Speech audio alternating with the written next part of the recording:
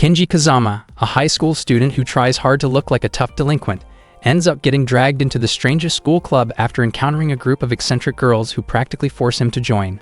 Amid chaotic games and ridiculous conflicts, he struggles to maintain his pride while slowly becoming tied to the unique personalities of the female members who constantly throw his life into disorder. Without realizing it, the constant arguments, playful teasing, and unexpected moments gradually change the way Kenji sees friendship, care, and the meaning of belonging together. One day, Roka was handing out flyers in front of the school. The papers scattered everywhere after she was accidentally bumped by passing students. The flyers were recruitment forms for the game development club. While Roka was picking them up, Kenji suddenly came over to help her. He advised her to be more careful. Roka was about to thank him when Kenji's friends, Yokoshima and Hiroshi, approached. The three of them walked down the school corridor, surprising several students along the way. They were known as the Kazama Gang, consisting of Yokoshima, nicknamed Littlefoot, Hiroshi, known as Long Mountain, and Kenji as the gang's leader. Kenji complained to nearby students for forgetting his name. Yokoshima pointed out that their group had never actually caused trouble. Even though they looked like delinquents, they had never done anything truly bad. He even suggested that they disband the Kazama Gang and join a school club instead, but Kenji felt it was already too late for them to suddenly start living as ordinary students. Meanwhile, the game development club had received a notice of disbandment because it had not met the minimum membership requirements. Inside the clubroom, Roka, Shidose, Sakura, and Minami gathered to discuss the situation threatening their club's existence. Sakura wondered why their club was in danger of being shut down. Shidose explained that although they were registered as a cultural club, they had never submitted any creative projects. All they had done so far was play games. Without actually creating a game, the game development club would not be recognized as an official club, and Shidose had only just realized that problem. Roka also added that the club lacked enough registered members, and that day was their final chance to recruit new ones. Later that afternoon, the Kazama Gang walked together while jokingly discussing their plans to conquer the world. Hiroshi suggested forming a golf bag club, but Kenji immediately dismissed the idea as boring. Yokoshima believed cultural clubs probably had manga or games, so he proposed persuading one of them to share their collection. Not long after, they noticed smoke coming from a classroom. Kenji rushed inside, intending to help anyone who might be in danger.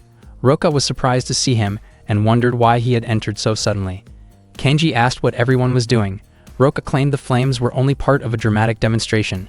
Hiroshi handed Kenji a fire extinguisher, and Kenji quickly sprayed it toward the fire effect. Everyone cheered when the flames disappeared. Roka seemed confused about why Kenji had taken the situation so seriously. Kenji questioned why there had been fire effects inside the clubroom in the first place. Fireworks were scattered across the floor, making the scene look suspicious. Suddenly, Yokoshima was startled by Minami's prank involving a small electric gadget, while Hiroshi was splashed with water by Sakura. It turned out Minami and Sakura had staged the act to keep outsiders from interfering with their activities. Roka then attempted to make Kenji forget what he had seen by continuing the club's imaginative roleplay involving elemental powers. Kenji grew increasingly confused by the conversation. Roka explained that everyone possessed a special element within themselves, but Kenji reminded them that they were living in the real world. At that moment, Minami and Sakura held him in place as part of their exaggerated performance, which only made Kenji panic and misunderstand the situation. Roka asked Kenji to simply forget everything he had witnessed, yet Kenji remained puzzled rather than convinced. Roka collapsed dramatically, surprised that her performance had not affected him at all. Shortly afterward, Shidose stepped forward, proudly claiming to represent the earth element, and struck Kenji with what she called an earth punch. Kenji groaned in pain and insisted that elemental powers were not real. Shidose casually explained that she had just been building a sandcastle earlier, her hands were still covered in sand, and that was why she decided to name the move the earth punch. Kenji wanted to run away, but he suddenly remembered his two friends. Shidose felt confused because their attacks had failed to erase Kenji's memory.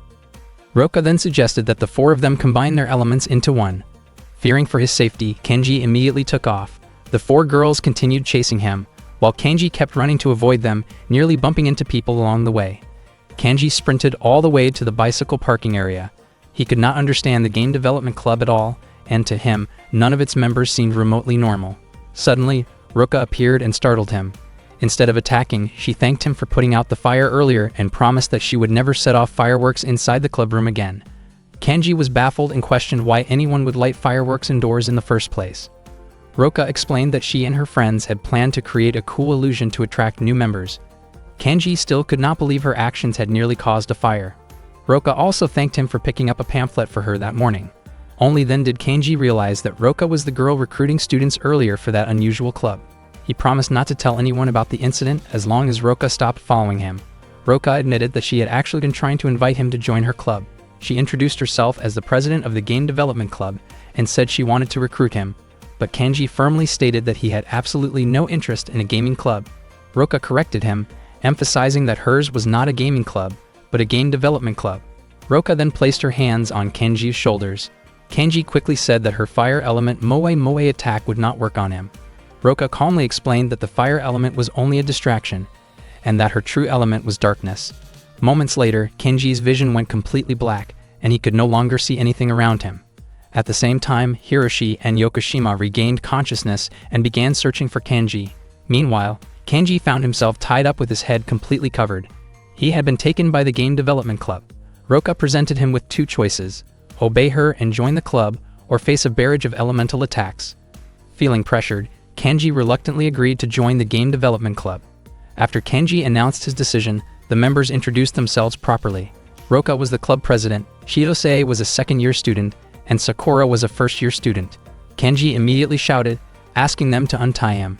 Shirose nudged his leg to get his attention and asked whether he had been listening to what they said, teasing him when he accidentally moved closer while struggling to free himself. Kenji continued struggling, demanding that they remove the covering from his head. Roka finally removed the hood and untied him. Kenji could not understand why they had gone that far. According to Roka, if he had not been restrained, he would never have listened to her explanation. Kenji thought her methods were terrifying. He also questioned why they relied on such strange elemental gimmicks. Shirose then asked Kenji to write his name on the club registration form.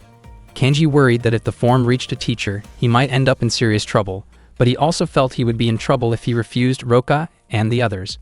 With little choice, he filled out the registration form. Chidose was even surprised at how obediently he complied. After handing the completed form to Chidose, Kenji quickly tried to leave. He thought that if he reached the teacher's office first, he could retrieve the form and pretend he knew nothing about it. However, he was shocked to learn that Chidose had already given the form to a teacher who was currently inside the clubroom with him. Kenji was stunned to discover that Minami was actually a teacher. She explained that she served as the advisor for the game development club. Panicking, Kenji grabbed the form and ran away. Chidose and Roka immediately chased after him. Kenji realized that he had completely miscalculated the situation. Suddenly, Sakura appeared running beside him. It turned out she had been waiting earlier, preparing for the perfect moment. Kenji called her foolish, yet at the same time admitted that her timing was surprisingly clever. Sakura introduced herself properly as a first-year student with the water element and asked Kenji to hand over the registration form. However, she suddenly remembered that she had forgotten to bring water and briefly left to get some first. Kenji could not help but wonder whether elements were really that important to her. Not long after, Roka managed to catch up to Kenji, forcing him to stop walking. She spoke in an adorable, persuasive way, hoping he would hand over the registration form, but he remained unmoved. Roka nearly lost her balance, yet she managed to steady herself. Suddenly, Kenji's vision went completely dark, as if he had been swallowed by shadows. Kenji told Roka to stop taking her strange obsession so seriously and thought he needed to leave quickly before her other clubmates arrived. Roka calmly explained that Chidose would not be coming because she was at the sandbox training to strengthen herself. Kenji could not understand why elemental themes mattered so much to them. Realizing that Roka was the only opponent in front of him, he pulled away the black cloth that she considered her territory. Unfortunately, he stepped the wrong way and nearly fell, but Roka quickly grabbed his leg and stopped him. Kenji asked her to let go, yet Roka refused. To her, Kenji was the long-awaited candidate they had been searching for, so she would not release him, even if it meant risking herself falling as well. Kenji told her to stop acting overly cute, but Roka insisted that this was simply her true personality. After a while, she began to struggle because the position put pressure on her stomach. She worried that staying like that too long might affect her future, especially since she dreamed of having one son and one daughter someday. Feeling guilty, Kenji apologized and asked her to let go. But at that moment, Chidose and Sakura arrived and helped pull him up. The three of them successfully saved Kenji. Still surprised that he had made it out safely, Kenji finally handed the form to Roka, introduced himself properly, and officially declared that he would join the game development club. The next day, Kenji had no idea what awaited him. He realized he had joined the club purely because he got carried away by the moment. He told Hachi and Yokoshima about it, but unfortunately their memories of the incident seemed completely gone.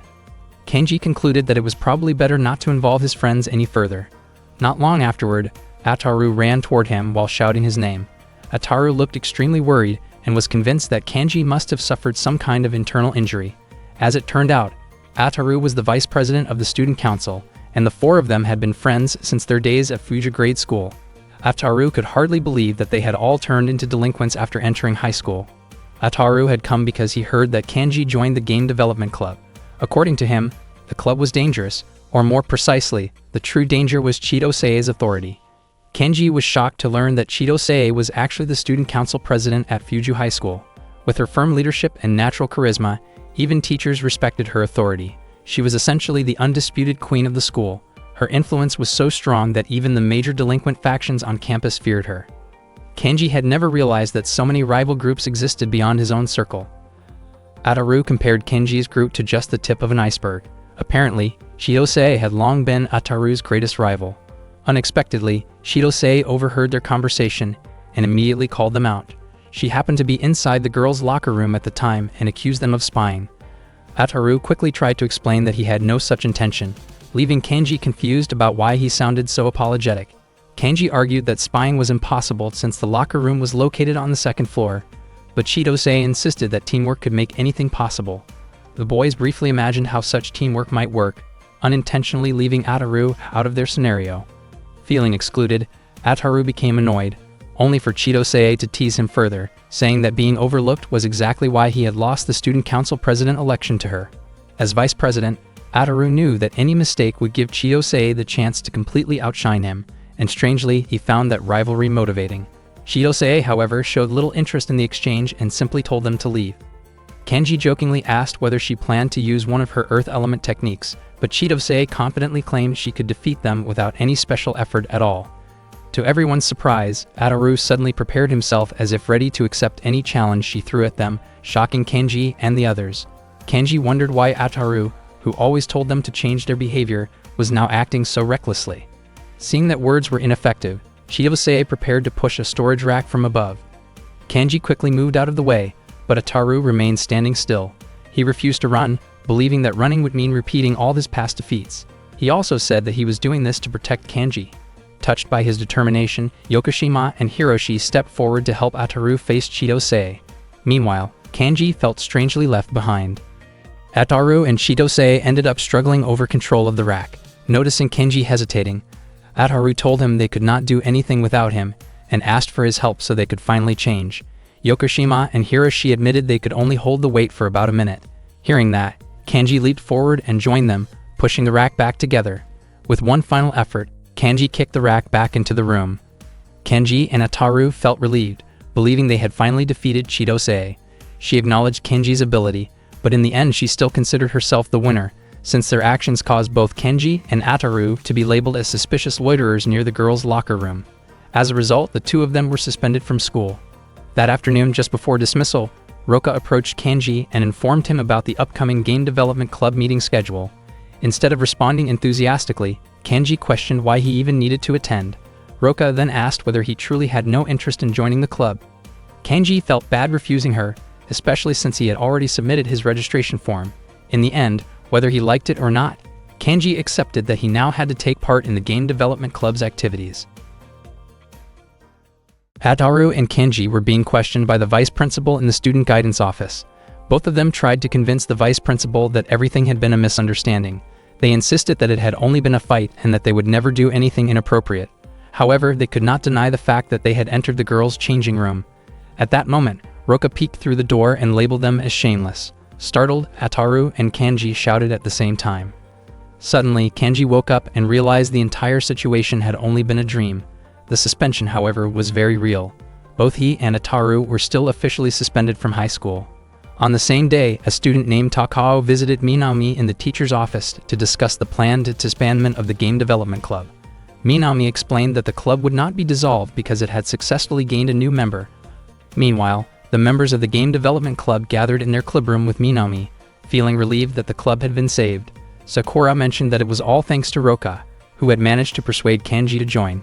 Sakura even forgot Kanji's name at one point, and Chitose jokingly referred to him using a teasing nickname related to his earlier misunderstanding. Roka then asked how long Kanji's suspension would last. Chitose guessed it would continue until next week, but Minami clarified that Kanji would be allowed to return as soon as the following day.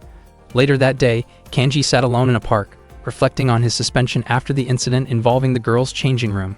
He absent-mindedly petted a nearby cat, but the animal suddenly ran away in fear. When Kanji turned around, he saw 4 figures wearing cloaks standing behind him. Surprised, he asked who they were. The cloaked figures seemed unsure of how to respond at first, but soon they began chasing him. Kanji prepared himself to confront them, yet instead of attacking, the 4 figures joined hands and began circling him repeatedly. Their leader even became dizzy from spinning so much. Kanji grew confused, unable to understand what they were trying to accomplish. Feeling as if he was being mocked, he warned them to reveal their identities. 3 of them finally removed their disguises. They were Takao, Sakuragoka, and Tsutsumi. They explained that they were members of the original game development club, while Roka's group was actually a fake version of the club. Kanji was shocked by this revelation and began to understand why Roka and her friends had seemed somewhat suspicious to him. Tsutsumi urged Takao to quickly explain what Kanji needed to do. Takao then asked Kanji to immediately withdraw from the fake game development club. If he left, the club would lose enough members to be automatically disbanded. Kanji finally realized why Roka had been so determined to recruit him. He questioned Takao's request, and she explained that the fake club had been on the verge of dissolution until this sudden involvement complicated everything. Although Kanji had never truly intended to join the club, he wondered why he should follow Takao's demands.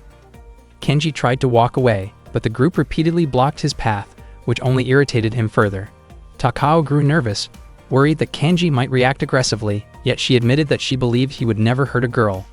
Kanji then looked at Sakuragoka and asked whether Sakuragoka was actually a girl. Sakuragoka confirmed that she was female, while Tsutsumi anxiously watched the situation unfold. Sakuragoka appeared to be a beautiful girl, though her appearance often caused confusion among others. Sensing Kanji's doubt, Sakuragoka removed her cloak to prove her identity. By coincidence, she was wearing the girl's school uniform at the time. Tsutsumi was shocked, since Sakuragoka had previously refused her suggestion to wear that uniform. She felt annoyed that Sakuragoka revealed that side of herself to Kanji instead of to her. After seeing the proof, Kanji finally accepted that Sakuragoka was a girl, and Sakuragoka immediately relaxed in relief. Kanji felt confused. He had not done anything yet, but the 3 of them already looked completely worn out. He wanted to leave as soon as possible, only to realize there was still one more person he had to face. The cloaked figure standing before him was tall and broad, and Kanji was certain the person beneath the cloak was a man. Tsutsumi worried about her friend, explaining that the tall figure was named Yamada. Even though Yamada looked intimidating, he was actually shy and soft-spoken. Yamada removed the cloak and claimed to be a woman, but Kanji reacted impulsively and struck him. Takao was shocked that Kanji had hurt a member of her club, and she felt responsible for standing up for her friends. Kanji suggested that Takao should simply drop the idea of fighting, and Tsutsumi surprisingly agreed with him. Takao admitted that she might lose in terms of strength, technique, and speed, but she believed she could still defeat Kanji through intelligence. Takao then considered using official authority to settle the matter, wondering whether people would believe her version of events or Kanji's honesty. Sakuragoka was convinced that between a supposed troublemaker and a competent club president, people would naturally trust Takao. Tsutsumi joked that if Kanji were more interested in chests instead of feet, Takao might even try to charm him. Takao did not understand what her friends were talking about, while Kanji was baffled by the rumor that he had a foot obsession. Apparently, they had heard it from Minami. Kanji could hardly believe that a teacher like Minami had described him that way. Blushing, Tsutsumi teasingly asked whether Kanji also liked thighs and ankles, continuing her playful remarks in a way that embarrassed him. Annoyed, Kanji firmly stated that he simply liked girls with confidence and presence. Tsutsumi continued teasing him, asking whether he planned to get too close to Takao. Takao immediately told Kanji to keep his distance. Not long after that, a police car arrived. Kanji assumed Takao had actually called the police, but she quickly denied it. The officers approached them and explained that they had received a report claiming civilians were attacked by a group dressed in black. The police suspected Yamada. With little choice, everyone admitted that a fight had occurred earlier and claimed the real troublemakers had already run away. They all insisted they were not involved. After hearing the statements, the police ended up taking Yamada into custody. Takao and the others believed the incident must have been caused by the fake game development club and became determined to settle things with them later. The next day, Chidose and her friends were acting out a dramatic scene, pretending that Chidose had defeated everyone. In the final moment, she launched an attack toward Roka, who acted as though she had run out of strength and was blown back by Chidose's overwhelming power. Roka noticed Kanji standing nearby and silently hoped he would defeat Chidose so she could finally rest. Kanji tried to close the door, but Roka stopped him. Kanji could not understand why they were performing such a ridiculous skit, especially since their acting was far from convincing. Chidose complained that Kanji had interrupted a very exciting scene. She explained that they were playing a hero game in which a hero attempted to stop the Demon King's special compression ritual. Kanji admitted he had no idea what she was talking about. Roka even invited him to play the role of Hero A, but Kanji loudly refused, saying he had no intention of joining a play that did not even have a script for him. Roka smiled and revealed that they had all been waiting for him. That day, she had gathered everyone to discuss their plans for the upcoming Fuzhou High School Cultural Festival. Kanji had not even realized their club would participate in the festival. He was about to ask something when Takao suddenly arrived and told them not to get arrogant just because they had gained a new member. Kanji was surprised to see Takao there, and Chidose was equally surprised that Kanji recognized her. Kanji explained that a lot had happened between him and Takao the previous day.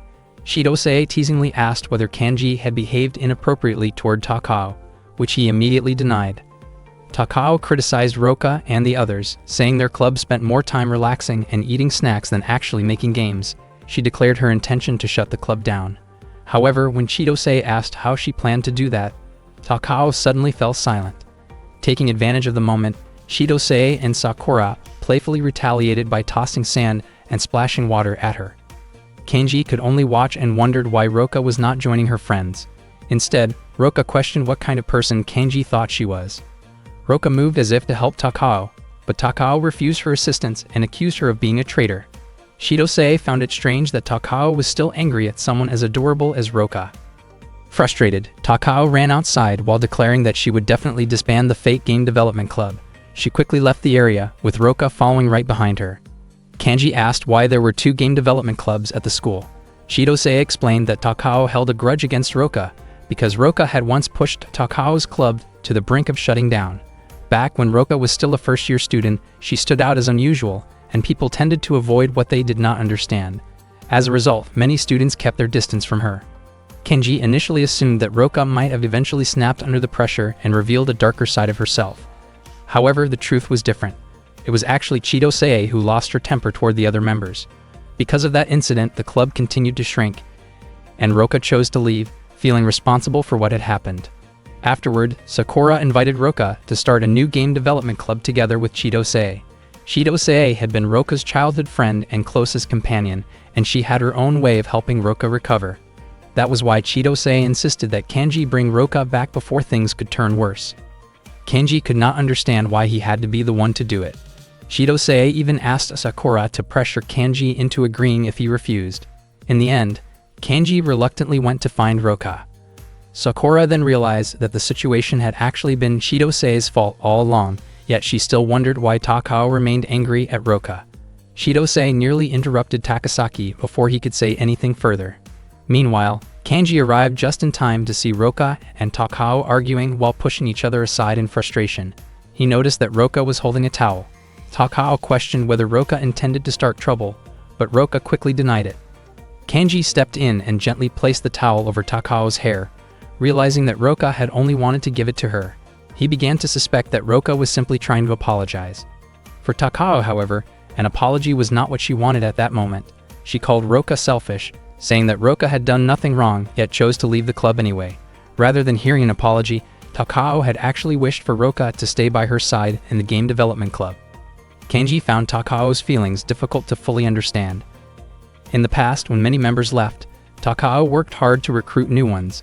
After finally gathering enough members again, she told Roka about it and invited her to join an upcoming competition. At that time, Roka revealed that she had already formed a new club with Chidose and had even become its president. That news deeply saddened Takao. She questioned why Roka did not simply abandon what she considered an unnecessary club. Roka explained that she could not disband it so easily because she and Chidose had built it together from the beginning. Kanji then asked what Takao planned to do next. Takao firmly declared a challenge. The 2 clubs would compete during the upcoming cultural festival. If Takao's club won, Roka and the members of the so-called fake game development club would merge into her club. Kanji suspected that Takao actually just wanted to be part of Roka's group. Roka then asked for Kanji's opinion, which confused him since he believed he had nothing to do with the matter. Roka reminded him that he was a club member, meaning his opinion mattered. Kanji admitted that he did not fully understand what Roka was aiming for, but he preferred simple solutions rather than complicated ones. Hearing that, Roka accepted Takao's challenge and confidently declared that her club would win. Takao then left, while Roka realized she might have committed to something bigger than she expected. Roka and Kenji returned to the clubroom and explained everything to Chidose. Sakura became excited upon hearing the news, while Chidose considered the situation troublesome. Roka pointed out that if they lost, their club would be absorbed into Takao's club. Hearing this, Minami worried that she might lose her usual resting spot if the clubs merged. That meant their only option was to win. Kanji assumed Roka must already have a solid strategy since she sounded so confident about defeating Takao's club. However, Roka revealed that her only idea was a game concept about a hero trying to stop a Demon King's spatial compression ritual, and she had no additional plans beyond that. After hearing this, Kanji became convinced that their chances of winning were not looking very good. Last year, the original game development club was on the verge of being disbanded. However, Takao worked tirelessly to rebuild it, and the club eventually rose again as a newly revived game development club. Even though its members were still inexperienced, their strong teamwork led to surprisingly good results during competitions. At that time, even students from other schools acknowledged their abilities. Because of that, Chidose became convinced that her own game development club could not defeat Takao's club through normal means, and she believed victory would depend on how much they could disrupt Takao's game production process. Kenji strongly disagreed with that idea. Sakura even suggested pouring water onto the computers in Takao's clubroom, while Chidose considered filling the opponent's CPU with dirt. Kenji could hardly believe the plans they were proposing. Minami also rejected those ideas, saying they were inefficient and time-consuming. She even claimed she had prepared a stun device to settle things quickly, which left Kanji stunned that a teacher could think that way. Roka spoke again in her usual cute manner, but Kanji had already grown tired of hearing it. Kanji wondered why they were not simply focusing on making a game, since they were supposed to be a game development club. To his surprise, none of them actually knew how to create a game.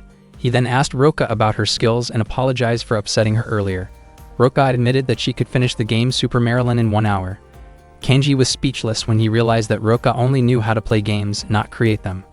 Super Marilyn was an action game developed in the 1980s. It was one of the early industry games to feature color visuals and offered unique charm and accessibility that made it popular among both children and adults. Hearing that explanation, Kanji felt it might be better for them to simply accept defeat and join Takao's club instead. However, Chidose insisted they first needed to find out what kind of game their rivals were making, and she asked Kanji to spy on them. Kanji immediately refused, saying he had no interest in doing something so underhanded. Even after Chidose pleaded with him, he still declined, so she proposed that whoever lost a round of Super Marilyn would become the spy. Unfortunately for Kenji, he lost the game and ended up assigned to the task. Kanji was confused when Roka decided to accompany him even though she had won.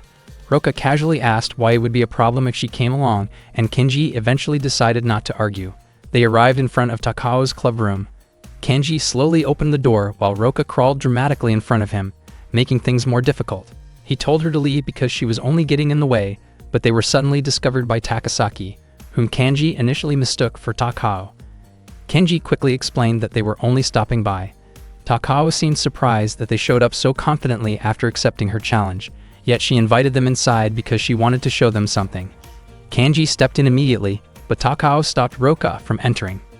Inside the room, Kenji was shocked to see Yamada and immediately apologized for hitting him before. Yamada accepted the apology and admitted he had also been at fault.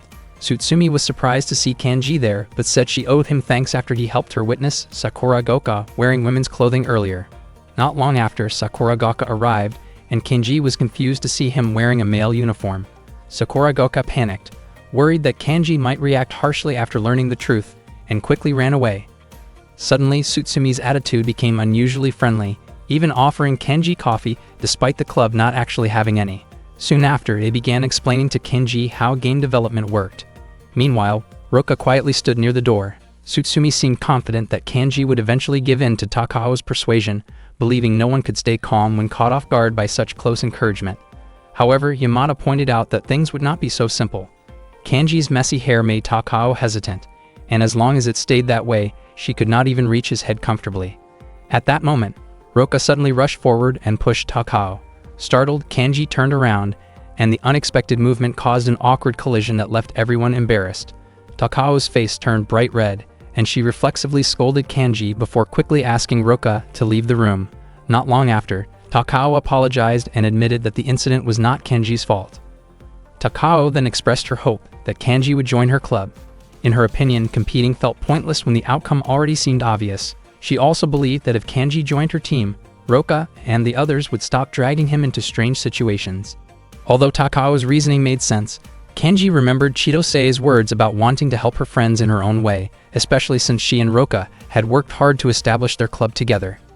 Kanji ultimately decided that settling things through a fair duel would be more interesting. Takao looked irritated and declared that her club would attract far more visitors than Roka's club. After leaving Takao's clubroom, Kanji realized he had acted far cooler than he actually felt, even though he still had no idea what he was going to do next. Outside, he noticed Roka sitting alone in deep thought.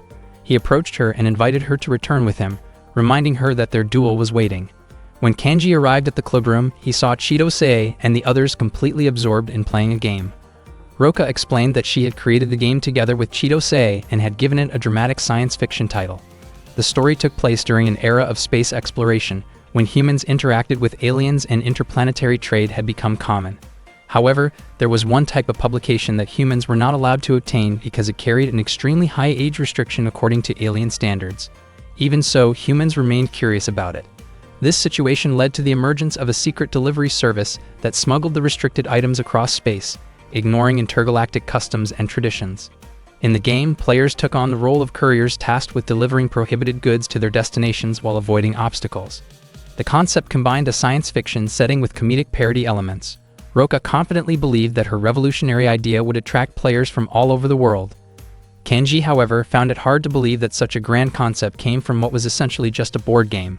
Despite that, Roka remained extremely proud of her creation. From Kanji's perspective, the game's story felt inappropriate for a school festival. Chidosei then asked whether Kanji and Roka had succeeded in causing trouble for Takao's club. Kanji was surprised to learn that this had been Chidosei's intention all along. According to her, their club would never win through honest competition alone, so she had considered using her authority if necessary. Kanji firmly opposed the idea. At that moment, Sakuragaoka rushed into the clubroom, slightly out of breath after changing into a girl's uniform, so Kanji would not grow suspicious of her identity. A few days later, the cultural festival at Fuju High School finally began. A middle-aged man who was an alumnus of the school arrived with his young son, casually describing the event as nothing more than an ordinary festival. Not long afterward, they both sensed an overwhelming energy in the air, causing the boy to question whether the festival was truly ordinary. The powerful atmosphere turned out to come from two game development clubs preparing to compete against each other during the event. The alumnus became convinced that something memorable would happen that year. The two game design clubs faced one another. Although Takao had originally expected Roka's club to sabotage her team's project, she felt relieved that they chose to compete honestly instead. In truth, Chidosei had once planned to interfere with Takao's work, but her friend stopped her before she could act, which surprised Takao greatly. That decision was also the reason Kanji chose to support the opposing side. Tsutsumi explained that whichever team attracted the most visitors would be declared the winner. If Takao's club won, Roka and her friends would have to join Takao's team. When asked what reward Chidosei wanted if her club won, Chidosei impulsively proposed an embarrassing but harmless penalty for Takao, leaving Tsutsumi astonished at how serious their wager had become. Takao herself was confused that such terms had been decided without consulting her. With everything settled, the duel officially began. Kanji believed the situation would only make things more troublesome for Takao, while Takao viewed Kanji as behaving in a shamelessly provocative way. During the festival, visitors lined up to try the games presented by the clubs. Many attendees were curious about Takao's demonstration style, which had gained unexpected attention beforehand. However, it turned out that Takao was not actually in charge of demonstrating the game that day. Soon after, Kanji stopped by to see her. Takao suspected that he had come to interfere, but Kanji was simply there to look around. Not long afterward, Tsutsumi approached Kanji wearing a maid outfit as part of the club's promotional effort, though Kanji felt the costume did not quite suit her. Surprisingly, Sakuragaoka also appeared in a maid uniform, and Kenji complimented her appearance, unaware that Tsutsumi had insisted she wear it. Tsutsumi was willing to try anything to attract more visitors, and even Yamada ended up wearing a maid costume. Takao then invited Kenji to look at the results of her club's hard work. The visitors seemed to genuinely enjoy the game they had created, and Kenji openly acknowledged its quality. Takao interpreted Kenji's reaction as an admission of defeat and believed he was finally willing to help make the club more enjoyable. Kenji admitted that Takao and her teammates had done an impressive job, but he encouraged her to also visit Roka's club and see what they had accomplished. Takao grew irritated by what she saw as Kenji's overly confident attitude. Unexpectedly, Roka's club built an enormous play castle, and a huge number of students lined up to try it. Kenji explained that the attraction was the game their club had created. They had turned an analog game into a large play castle experience, even though it used handmade props instead of digital technology. Takao argued that it should not be called a game, but Kenji stubbornly insisted it was one. Even if it was not made on a computer, the creators had stayed awake for days just to finish the decorations. As Roka often said, anything fun could be called a game. That was exactly why they built the play castle. Takao refused to believe such a massive structure could have been completed by one person alone. It turned out they had used Chidosei's authority to persuade members of the student council and several other students to help. Takao called that unfair, but Chidosei denied the accusation, claiming they were simply using the privileges available to club members. At one point, Chidosei accidentally stepped on Ataru's face during the commotion, and Ataru calmly accepted the situation without complaint. Chidosei then proudly declared that her club had won. Takao protested and demanded a rematch, but Chidosei reminded her that Takao herself had said the winner would be decided by the number of visitors. Takao argued that even though she allowed analog games, the attractions were not entirely original creations. Chidosei immediately pushed back, saying Takao's games were not completely self-made either. Both of them insisted they had built their games from scratch. Unable to argue further, Takao became overwhelmed and started to cry. Chidosei quietly apologized to Takao. In truth, she did not really care about winning or losing. What mattered to her was that Roka did not want to lose her club. Chidosei also apologized for destroying Takao's former club in the past, admitting that she had let her anger control her actions without thinking about the consequences. Kenji realized once again that Chidosei really was a troublesome troublemaker. Chidosei admitted everything had been her fault. Maybe Takao saw Roka's club as ridiculous, but Roka had finally found a place where she truly belonged. Chidosei hoped Takao would not take that place away from her. Takao then asked where Roka was. Chidosei led Takao and Kenji to one of the attractions inside the play castle. There, a middle-aged alumnus of Fuju High School was performing alongside his young son. They were acting out a dramatic father and son showdown as part of a role-playing game. Roka stopped the scene briefly to praise their performance. She was clearly thrilled and happily announced that 4 people had already participated in the theater-style game attraction. Seeing how much fun everyone was having, Takao admitted that the game was genuinely enjoyable. Watching Roka laugh and enjoy herself, Takao finally accepted her club's defeat. In her opinion, Roka's club was simply too unpredictable to deal with. Before Takao left, Roka explained that she could not join Takao's club because she was already the club president. However, she sincerely wanted to become friends with Takao and would gladly welcome her if Takao ever wanted to visit or collaborate with the club. Hearing that, Takao lightly tapped Roka on the head and smiled at her.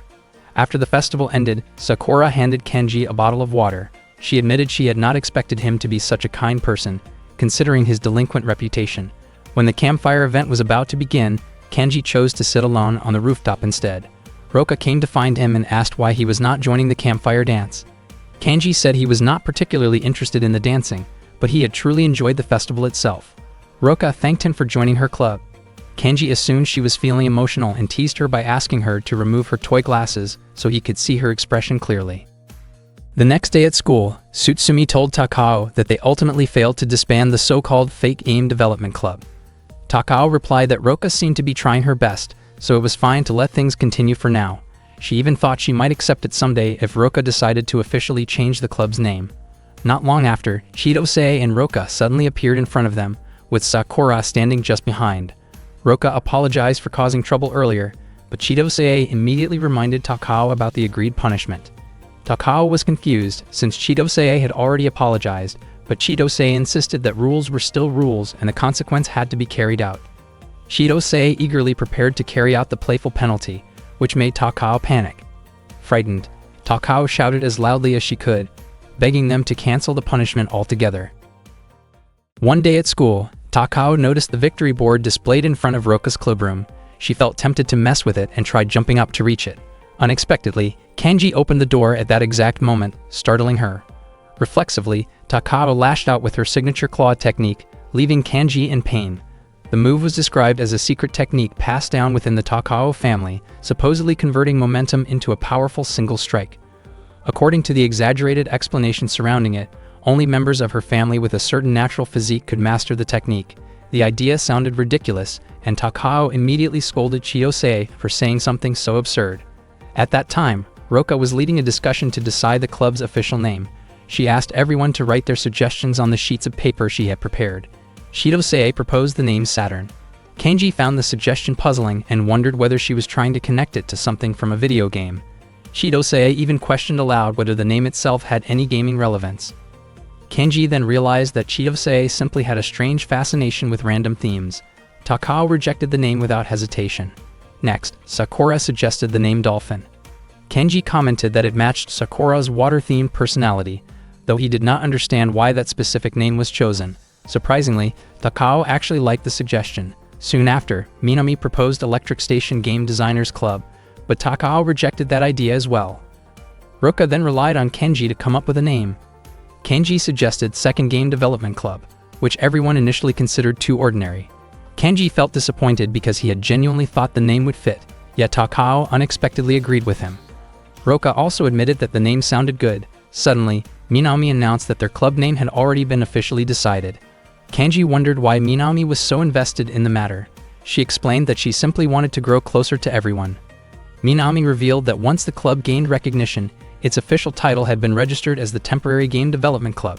Hearing this, Takao laughed and teased the awkward name, which irritated Chiyose.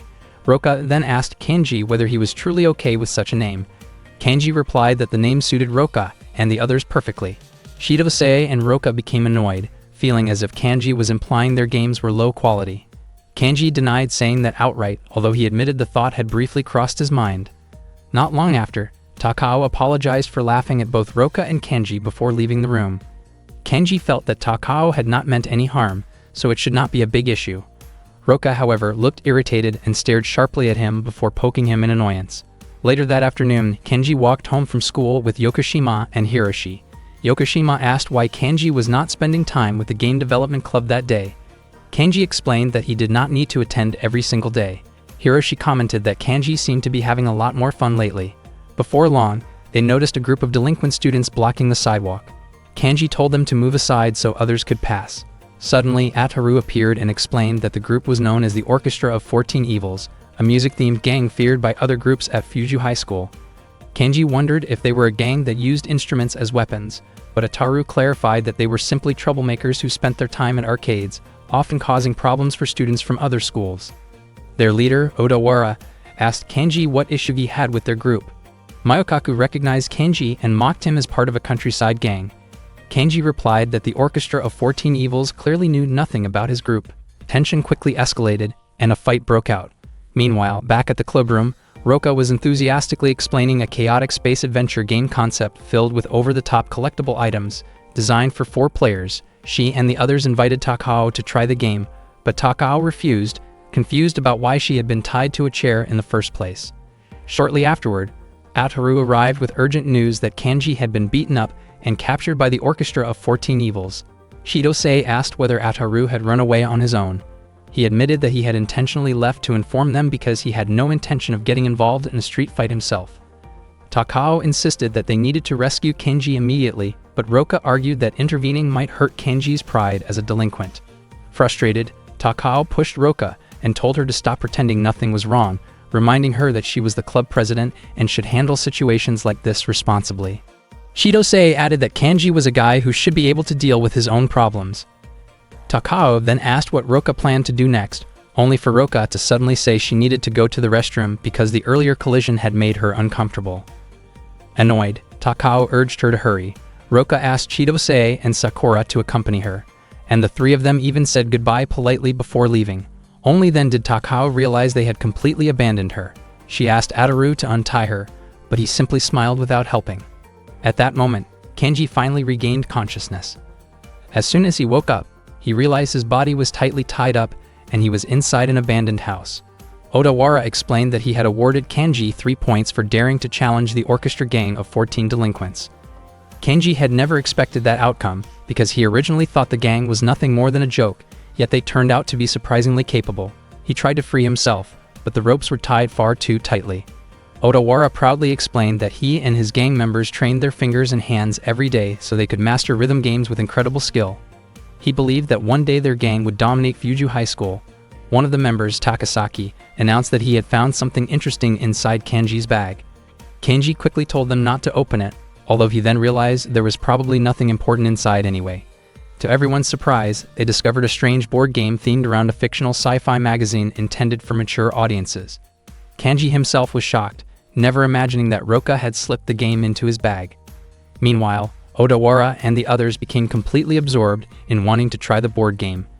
Kanji then noticed that Yokoshima and Hiroshi were also being held captive alongside him. Frustrated, Kanji struggled again to break free, but the ropes were incredibly strong, even though it felt like they had a chance to escape.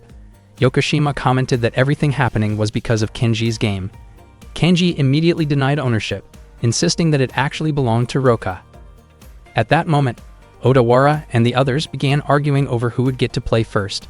As the gang leader, Odawara believed he should go first, but Takasaki disagreed, saying that a true leader should sometimes give priority to his subordinates. Odawara then pointed out that the game was designed for 4 players, meaning they needed to form groups of 4. Everyone agreed. Odawara carefully calculated that there were 9 of them present, which meant only 2 teams could be formed, and 1 person would inevitably be left out. However, before he could organize anything, the others quickly formed teams on their own, leaving Odawara excluded. He quietly sat in the corner, reflecting on the situation. Kanji could not understand how someone like him had become the gang's leader. The 2 teams prepared to compete with what Takasaki described as a battle of determination. According to him, the team that showed the strongest passion for playing would be considered the winner. As a wager, Takasaki offered a rare photo of Funabori, the winner of that year's Best Partner Candidate contest at the school festival. The photo was said to be extremely rare. Matsubiza admitted that Takasaki's determination seemed strong, but he refused to lose. If Takasaki was wagering the legendary Funabori, then Matsubiza would counter with a rare photo of Takao falling onto a gym mat. Kanji was surprised to learn just how famous Takao apparently was. The others immediately accepted the wager, treating the photo like a priceless treasure. Yokoshima then asked what Kanji was thinking about. Kanji simply assumed that Roka would probably be delighted if she saw everyone fighting over her game. Meanwhile, Odawara realized that if things continued this way, he would remain stuck in the corner until everyone else finished playing. He suddenly decided to join Kanji's group instead, surprising everyone. Kanji told him that he really should not rely on his help. Odawara clarified that he was not asking for help, but he did want Kanji to join in and have fun together. Kanji found it strange that a gang leader like Odawara was not stopping the pointless argument. In response, Odawara suddenly smashed the board game, shocking everyone present. He scolded his friends for fighting over something so trivial. Although he also wanted to play, he believed it was far more important for everyone to stop arguing and make peace with each other. The group was deeply moved when they saw Odawara crying. Together, they apologized for upsetting him earlier. Odawara felt relieved seeing everything return to normal. Suddenly, Odawara fell over after being pushed by Kanji. Everyone was shocked, wondering if Kanji had somehow broken free from the ropes using pure strength. They demanded to know why he did it, but Kanji himself did not understand his own actions. The gang then rushed toward him and scolded him loudly. Kanji felt as if he had briefly lost control of himself. Out of nowhere, Shidosei's voice was heard suggesting that Kanji should be buried as punishment. Sakura's voice followed, proposing that he should be tossed into the swimming pool, while Roka's voice added another exaggerated suggestion about covering his head with a sack. Moments later, everyone was startled by the sudden arrival of Roka and her friends. Roka casually claimed that they were just a group of girls who had gotten lost while looking for the restroom. Odawara's friends quickly recognized Shidosei and Takao. Odawara assumed that Kanji had brought the girls there, but Kanji denied it immediately. However, Shidosei and the others jokingly confirmed the assumption. Odawara then teased Kanji, calling him a playboy since 4 girls had shown up to rescue him. Takasaki and Mayokaku looked disappointed, realizing that even with 14 members in their gang, none of them had a girlfriend. Odawara truly never expected that Shidosei, the student council president, would be Kanji's crush. Shidosei looked annoyed when she was labeled that way, while Sakura simply laughed it off. Meanwhile, Roka casually claimed that she and Kenji shared a bond that could never be broken, though Odawara was convinced she was just making things up. He then began to suspect that Kenji might actually be dating Takao. Takao's face turned red as she quickly denied having any kind of relationship with Kenji, yet Odawara only grew more suspicious. Odawara and the others became increasingly curious about what kind of connection all these girls had with Kenji. In perfect sync, they explained that Kenji was simply their teammate in the game development club. Shidose wanted to settle the situation as quickly as possible. Odawara interpreted their eagerness as impatience to start a fight. According to Takasaki, this was their chance to defeat the student council president and take control of Fuju High School's leadership. Odawara hesitated at the idea of confronting girls, but Takasaki convinced him that anyone who wanted to rule had to act decisively and without hesitation. Suddenly, Odawara remembered how he always reached a game over at the same section of a rhythm game he used to play. At that moment, Kamigawa had taken over and explained that playing together was an art form, even if the game became easier with 2 players. He believed that if every team worked together like that, taking control of the school would be simple. Fired up by the realization, Odawara loudly declared his intention to conquer the school, and his followers enthusiastically prepared themselves to challenge the girls. Kenji tried to stop them, urging everyone not to turn the situation into a reckless brawl. The clash began quickly. Kodama was immediately knocked down by Chidose. Hajime and Mayokaku launched a coordinated Super Twin Dragon attack, but Chidose skillfully avoided their moves. Their loud shouting only irritated her, and she countered with a dramatic door-based attack that defeated them both in a single strike. At the same time, Sakura calmly poured water over her hands. Takasaki wondered what water had to do with her technique. Sakura explained that she felt uncomfortable touching people she did not know well, and the water was meant to sanitize her hands. Her explanation struck Takasaki emotionally and left him momentarily speechless. Kenji asked Takao to quickly untie him, and she remarked that the entire situation had started because Kenji had acted like a delinquent. Kenji thanked her for helping him anyway. At that moment, Roka stared sharply at Kenji. Matsuhisa and the others targeted Roka, assuming she was the weakest member. However, in an instant, Roka covered their heads with sacks and defeated them effortlessly. She then approached Odawara, who immediately became frightened. Kenji stepped in to stop her, declaring that the fight was already over. It became clear that Roka tended to lose herself when she entered serious mode. Odawara suddenly realized that Roka was likely the person who had once stopped the conflict between Chidose and the former student council president. He finally understood that she was rumored to be the school's secret boss, a mysterious and overwhelmingly powerful figure. Kenji also came to a realization. Roka was actually the strongest person at school and the very individual he had been searching for all along. Roka, however, insisted that she did not care about titles like secret boss and asked Kenji not to dwell on it. Seeing an opening while Roka seemed distracted, Odawara thought he could defeat her and attempted to strike. Kenji immediately stepped in to protect her and struck Odawara instead for daring to attack his club president. Roka thanked Kenji, and he responded that it was the least he could do since he owed her. After everything settled down, Roka invited Kenji and the others to play her game. Kenji was surprised to discover that there was already a 3rd volume, only to learn that Roka had been developing it every single day. Roka wondered why Kenji seemed so irritated by that fact. Meanwhile, Yokoshima and Hiroshi were still nearby, and Yokoshima silently hoped that Kenji would stay strong, since his real challenges were only just beginning. Joe appeared as a character inside the board game created by Roka's club. In the game's story, Joe worked as a hunter searching for adult magazines in outer space. During one mission, he was attacked by a melon monster, but fortunately Mr. Kids arrived and helped him. Joe had never expected help from Mr. Kids, since he considered him a rival. However, Mr. Kids simply did not want his rival to be defeated there. Joe promised that one day he would repay the favor, yet Mr. Kids instead asked Joe to hand over all the adult magazines he had just collected. Joe happily agreed. Roka then gave 5,000 points to Chidose. At that moment, Chidose was playing as Mr. Kids and held adult magazines worth 48,000 points. She explained that the game allowed players to steal cards from one another. Roka added that doing so prevented players from sending enemies back to the starting position, but it was still the fastest way to gain more cards. The 3 of them continued playing while explaining the rules to Kenji, though he still did not understand anything. Chidose grew annoyed and stepped on Kenji's foot in frustration. Earlier, Kenji had wanted to repay them for saving him from the orchestra of 14 evils, yet when they only asked him to join their space-themed battle board game, his attitude toward them turned unpleasant.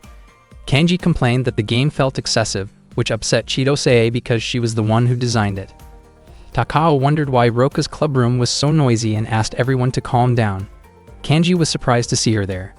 Takao explained that her own club did not have a meeting that day, so she decided to supervise Roka's club to make sure it behaved like a proper school club. Chidose confidently assumed that Takao probably did not have many friends since her club consisted only of underclassmen. Roka concluded that Takao actually wanted to play with them, though Takao immediately denied any interest. Suddenly, Roka asked Kanji to persuade Takao to join their game. Kanji was confused about why he had to be the one to do it. Then Kanji realized something. The Space Battle board game was originally designed for only 4 players. If Takao joined, there would be one extra person, putting Kanji in a situation similar to what Odawara once experienced. Kanji asked Takao to take his place in the game and consider it as helping someone in trouble. Takao replied that she had already helped Kanji when he was captured by the Orchestra of 14 Evils. Kanji insisted that this was different and said that if she helped him again, he would truly owe her and would even agree to do anything she asked. Surprisingly, Takao accepted, though she warned that her request later would be demanding. Roka celebrated Kanji's success and said they could now play together as 5 players. Kanji was shocked and pointed out that the game was supposed to be limited to 4 people. Roka casually explained that she was always updating and developing the game. When Kanji looked toward Takao, she stated that she had no intention of canceling their agreement. Kanji felt frustrated and declared that he would see things through properly as a man of his word. Chidose found that statement strange since Kanji had been the one pushing so hard earlier. Roka told everyone to quickly choose their characters. Only 2 characters remained, Gandhi the monk and Prevender, a comedic troublemaker character. Chidose was surprised that their new characters were not popular, especially since alien characters were quite rare. Roka then added the character Joe into the selection pool, and the 3 of them decided to play rock, paper, scissors to determine who would get which character. Chidose wondered why Roka did not simply keep Joe, since she was closely associated with that character, but Roka said she was just happy to play her own game together with others. Chidose and Sakura felt touched by Roka's kindness. Kanji, meanwhile, questioned why they did not just assign the characters directly instead of competing for them. The game of rock, paper, scissors began. Roka lost the first round but declared they would play best out of 3. She claimed she had already gone easy on them and asked everyone to follow her instructions. Kanji and Takao were both determined not to lose to Roka. Takao won the second round and felt confident she could secure Gandhi. She briefly wondered whether she might end up with Joe instead, but Roka clearly had no intention of losing to Kanji. Kanji believed he would win the next round, especially since Roka had consistently chosen rock before. Unexpectedly, during the following round, Roka raised her thumb instead. Kanji was confused about what that gesture meant. Roka explained that it signaled a timeout, a rule officially listed by the Game Development Club, allowing her to pause the game for 2 minutes. Kanji asked what they were supposed to do during a timeout. Chidose explained that a timeout at a moment like that could be terrifying because, within 2 minutes, Roka could easily weaken her opponent's confidence and determination. Takao began to feel that the situation had drifted far away from a simple game of rock, paper, scissors. Roka immediately launched her level 1 intimidation attack, known as the Intimidating Goose. Without hesitation, she jabbed at Kanji's face with her hand, then repeatedly poked Takao's chest in an attempt to shake her confidence, even though it clearly did nothing to change Takao's composure. About 2 minutes later, they returned to playing rock, paper, scissors. Unexpectedly, both Kanji and Takao called for a timeout. Roka became convinced that whatever came next would put her at a disadvantage against the 2 of them. Instead of continuing the game, Takao used the break to ask several personal questions, while Kanji took the opportunity to remind Takao about a favor she supposedly owed him. The conversation quickly turned into another argument, forcing Roka to step in and calm them down. Kanji suggested that the problem might be resolved if Roka simply gave up. Roka was shocked to realize that her authority as club president seemed to carry very little weight. Takao even clarified that Roka was only the game leader of the temporary game development club. Determined to end things, Roka decided she would finish the game in the next round. They started another round of rock, paper, scissors, and Roka suddenly raised her thumb and pinky finger together. Kanji had no idea what the gesture meant. Roka explained that the signal meant the game was postponed until the next meeting. Since it was already getting dark, she also announced that the club activities would end for the day. She quickly grabbed her bag and headed out of the clubroom. Before leaving, she asked Chidose to add a new character type, specifically a human-type character, before their next meeting. Kanji complained that Roka was playing unfairly. The next day during lunch break, Kanji overheard his classmates talking about the Kazama gang defeating the 14 Evils Orchestra. He assumed the gang's reputation had improved after the incident, but then he suddenly heard someone say that the Kazama gang had become errand runners for the student council president. Kanji immediately scolded them and was about to explain the truth about Chidose when Roka and Chidose suddenly appeared and invited him to have lunch together. It turned out Kanji's classmates already knew about the student council president and even about Roka being the so-called secret boss. Kanji was surprised to see that Roka had apparently intimidated them earlier using her goose technique. Confused, he asked why they had come to his classroom. Roka assumed Kanji would have trouble using chopsticks because his left hand had been injured during a previous fight. At that moment, Takao looked visibly irritated. Kanji clarified that he was not left-handed, so he could still eat normally using his right hand. Roka and Chidose then sat at Kanji's desk before briefly leaving to pick up their lunches. Roka was surprised to discover that Kanji had brought a homemade lunch even though he had a reputation as a delinquent. Chidose explained that Kanji's younger sister prepared his lunch every day. Kanji's classmates were amazed, wondering what kind of delinquent received homemade lunches from his little sister. Kanji added that his sister insisted it was more economical for him to bring food from home. Curious, Roka immediately inspected the contents of the lunchbox. Everyone seemed relieved to find that the meal looked completely normal and not overly decorative or unusual. Kanji grew annoyed because he had tried to keep it hidden from others. Chidose even knew which class Kanji's sister belonged to. She revealed that her notebook contained detailed information about many students' embarrassing moments. The notebook originally belonged to Ataru, and now everything that had belonged to him was under Chidose's possession. Meanwhile, Roka and the others casually began eating Kanji's lunch. Kanji's friends jokingly asked if they could borrow his sister as well, which only made the situation more awkward. Roka offered to share her own lunch with Kanji, but he refused and told her to head back soon because the bell would ring any moment.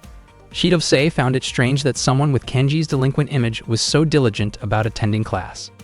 Kanji explained that the next lesson was classical Japanese taught by Mr. Sean, a teacher he deeply respected and considered his personal savior.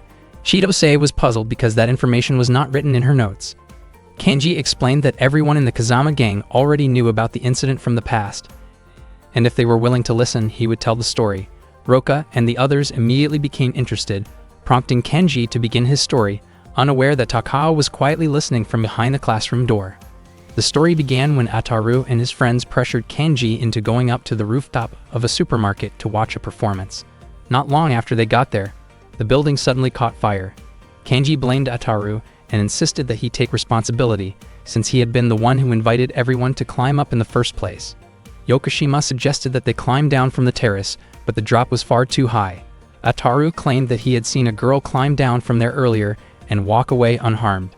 Kanji was convinced that whoever that was could not possibly have been a normal human, and probably was not even a woman. Yokoshima believed that his soft body might cushion the fall if he jumped, but Kanji immediately rejected that idea as unrealistic. Hiroshi felt confident that his tall build would allow him to climb down safely, though Kanji doubted that plan as well. Ataru even mentioned that he had recently been enduring a lot of pain and believed he could handle the jump. Meanwhile, the superhero Raygarger proudly claimed that he could break rocks with his bare hands and leap as high as 20 meters, so he felt certain he would survive the fall without a problem. Just as the situation became more desperate, Sean suddenly appeared to rescue them. He instructed everyone to climb down using a rope.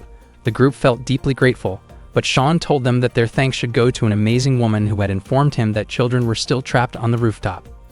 Everyone hurried down except Kanji, who hesitated because he did not want to feel indebted to an adult he did not know. Sean approached him and encouraged him to help others in need someday, just as Sean had helped him. Kanji eventually agreed. Sean expressed his belief that Kanji would grow into a great man one day. That was the story of how Sean saved Kanji and his friends, and by coincidence, Kanji later met Sean again at school. His classmates were deeply moved after hearing the story. Chidose commented that the experience had shaped Kanji's personality, which only made him more irritated. Roka still could not believe that the person inside the Raygarger hero costume turned out to be a middle-aged man. Kanji himself was surprised by everyone's reactions after telling the story, and his frustration grew even more when he realized that Roka and the others had finished eating his lunch. Roka apologized and offered to replace it with her own meal, only to realize that she had already eaten hers earlier as a snack. Chidose then tried to feed Kanji, but the food slipped and fell onto the floor. She picked it up and attempted to offer it to him again, though Kanji refused to eat something he considered unhygienic. Shidose was shocked that Kanji called it disgusting, especially since the lunch had been made by Funabori. She immediately called Funabori over, and Kenji suddenly realized that the girl he had seen in the photo before was actually his classmate. Shidose began reading Funabori's profile from her notebook. Funabori was described as skilled at household tasks, kind, friendly, and caring. She often arrived early to clean the classroom, water the flowers, and replace any that had wilted. Everyone agreed that Funabori was an amazing girl, which made Kenji's earlier reaction seem even worse. The classmates finally understood and began thanking her enthusiastically, cheering her name so loudly that Funabori became confused by the sudden attention. Feeling pressured, Kanji ate the fallen food and admitted that it tasted good. Shidose then pointed out that it was already lunchtime, meaning many students had been walking across the classroom floor since morning. The others casually admitted that they had also stepped around the area where the food had fallen, which only made Kanji more upset. Soon, the bell rang. Shidose, Roka, and Ataru quickly returned to their respective classes, leaving Kanji sitting quietly, disappointed that he still had not properly eaten lunch. A moment later, Funabori came back and brought him some extra food. However, several classmates immediately wanted some as well. Around that time, Sean entered Kanji's classroom. But after noticing Kanji, he returned to the teacher's office to retrieve his worksheets and asked the students to study independently for 5 minutes. Shinozaki and Ohori suspected that Sean had done this intentionally so Kanji could finally finish his lunch peacefully. Later that afternoon in the school hallway, Takao gave Kanji a yakisoba bread, believing he must still be hungry after missing lunch. Kanji initially tried to refuse, but eventually accepted it. Sean then appeared again and apologized for interrupting them. He encouraged the students to enjoy their youth while they could. Kanji and Takao felt deeply impressed and inspired by him. That day, Kanji's class had just finished the lesson taught by Sean. After class ended, Kanji planned to skip the rest of the day, but before he could leave, Roka suddenly approached him. Kanji tried to run away, yet Roka quickly caught up to him. She hid behind Kanji and explained that her enemy was coming. Kanji was surprised to learn that there was actually someone at school whom Roka feared. Roka positioned herself behind Kanji, using him as a shield. Kanji could not understand why she chose to hide behind him, especially since he had no idea what kind of person her enemy was. Roka described this person as someone she was deeply afraid of, someone who could catch up to her instantly no matter how fast she ran. Moments later, Roka suddenly disappeared, leaving Kanji even more curious about who the supposed enemy might be. Not long after, a boy named Hachi walked through the school corridor. Students greeted him warmly with smiles as he passed by. Kanji wondered if this was truly the person Roka had been talking about. As Hachi walked past Kanji, he mentioned that he could sense Roka's presence nearby. Hachi then approached Kanji and asked Roka to come out of hiding. Unfortunately for him, by the time he got close, Roka had already run away again. Hachi explained to Kanji that chasing Roka was his responsibility. Suddenly, Roka came rushing back and bumped into them, insisting that Kanji should be the one chasing her instead. Hachi tried to persuade Roka to come with him, but she insisted that she wanted the freedom to do whatever she liked. Hachi laughed at her innocent attitude, finding it charming. He attempted to catch her, while Roka tried her best to avoid him. At that moment, Funabori suddenly appeared and startled Kanji. She had approached them after accidentally overhearing their conversation. Kanji asked whether she knew Hachi, and Funabori explained that Hachi was something of a celebrity at their school. He was the successor of the Shoe Group, a large company involved in many industries. His personality, appearance, and family background made him extremely popular among the girls. Hachi had been absent from school for a while because he was gaining work experience at his father's company, and according to Funabori, he was completely captivated by Roka. Kanji wondered if someone like Hachi was Funabori's type, but she quickly denied it. She then added that Hachi was also temporarily a member of the game development club. Kanji was shocked to learn that Hachi belonged to the same club as him. Hachi introduced himself to Kanji and asked how long Kanji had known Roka. Kanji explained that he had only known her for about 2 months, while Hachi had known her since their first year of high school. Hachi then recalled the story of how he first met Roka. After the school entrance ceremony, Hachi had been walking around carrying gifts he received from several girls.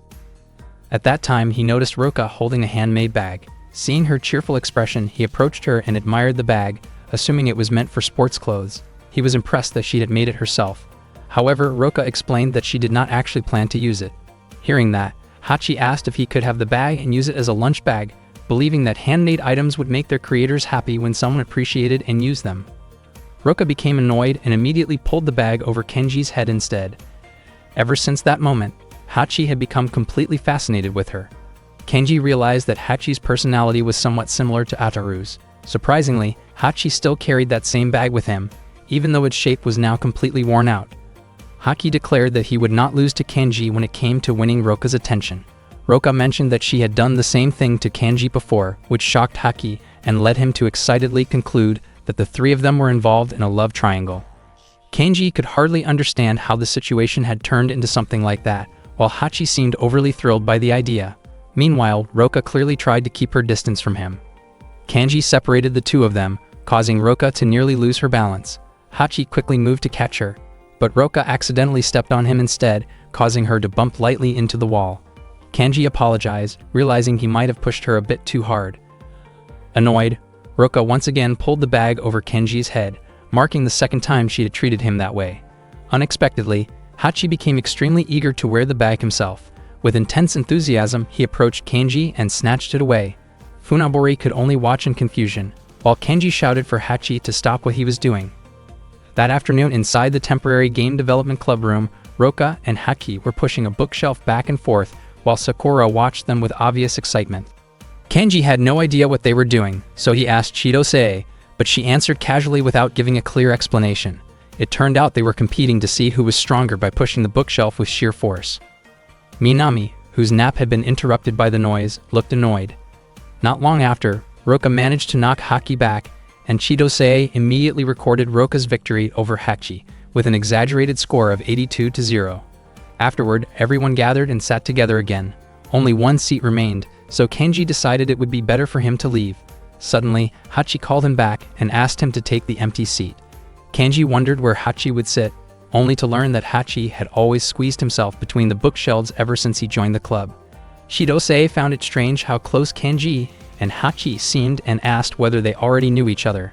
Hachi claimed that he and Kenji were so close that they even shared Roka's bag together. Kenji became irritated by Hachi's misunderstanding. Chidose reacted with visible disgust at their supposed closeness. Haki then challenged Kenji to a game duel. Hearing this, Roka became even more convinced they were competing for her sake, especially after Hachi declared that the duel was meant to decide ownership of Roka's bag.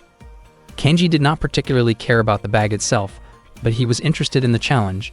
He suddenly began searching for the bag he had set aside earlier.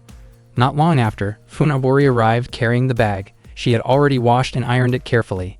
Kenji was genuinely impressed, thinking she truly lived up to her reputation as an ideal girl. Hachi was surprised that Kenji had prepared everything for their duel, admitting that Kenji was impressive, although he personally preferred the bag the way it was before being cleaned. Hearing that, Funaburi apologized, saying she should not have washed it. Kenji quickly reassured her that she had done nothing wrong. The two prepared to begin their duel, but Roka suddenly looked upset because they had discussed competing over her belongings without involving her. She insisted on joining the duel as well. Feeling disturbed by the commotion, Minami left for the teacher's office. Sakura also left, saying she wanted to head to the pool, and Chidose even attempted to climb out the window before being stopped. Eventually, Chidose and Funaburi joined in and knelt in front of Roka. Roka asked what game they were going to play. Hachi argued that the duel would lose its meaning if Roka participated since the match was supposed to determine ownership of her bag. Kenji, however, did not mind at all. He actually wanted to compete against Roka directly. Everyone knew Roka was considered the strongest person at school, and since Kenji would never settle things through physical confrontation with a girl, a game duel felt like the perfect way to challenge her. Kenji confidently believed he would win the bag, while Roka was equally certain she would take it back. Chidose suggested turning the match into an open tournament instead, though Kenji initially objected. Chidose teased him, suggesting he was afraid because his chances of winning would shrink with more competitors. She implied he simply did not want to lose, which provoked Kenji into agreeing. Roka stated calmly that defeating one opponent or 100 made no difference to her. Hachi realized that the more participants joined, the smaller his chance of facing Roka directly would become, and he declared that he would defeat anyone who stood in his way except her. Unexpectedly, Takao suddenly appeared and announced that she wanted to join the tournament as well. The next day, Tsutsumi and Chidose acted as hosts for the tournament. Chidose encouraged everyone to give their absolute best during the competition. It turned out there were 48 participants, which surprised Kenji because the number felt excessive. Tsutsumi began introducing the contestants one by one. First was Paitra, representing Morami, the ramen shop owner. Next came Fujiseki, a man said to live his life on 50-50 chances. Then there was Moro from the orchestra of 14 villains, who had come seeking redemption for his friends. Akasaka appeared without any nickname, followed by Mainahama, known for living in a house filled with numerous cats and dogs. Ori represented the 24 nocturnal bald group. Tanjin claimed to be bald himself, and Fukako and Yokoshima, nicknamed Littlefoot, were introduced among several other participants. Finally, the last 4 contestants were the tournament organizers themselves: Hachi, known for a smile that easily charmed girls; Roka, the secret boss; Kenji from the recently popular Kazama gang; and Takao, the game development club president. At that moment, Takao stood silently. Earlier, Kenji had admitted that he did not actually want Roka's bag very much, which embarrassed Takao because she had openly said she wanted it. Tsutsumi was confused when she noticed Takao starting to cry. Shidose speculated that Takao might be dealing with something that had dampened her spirit.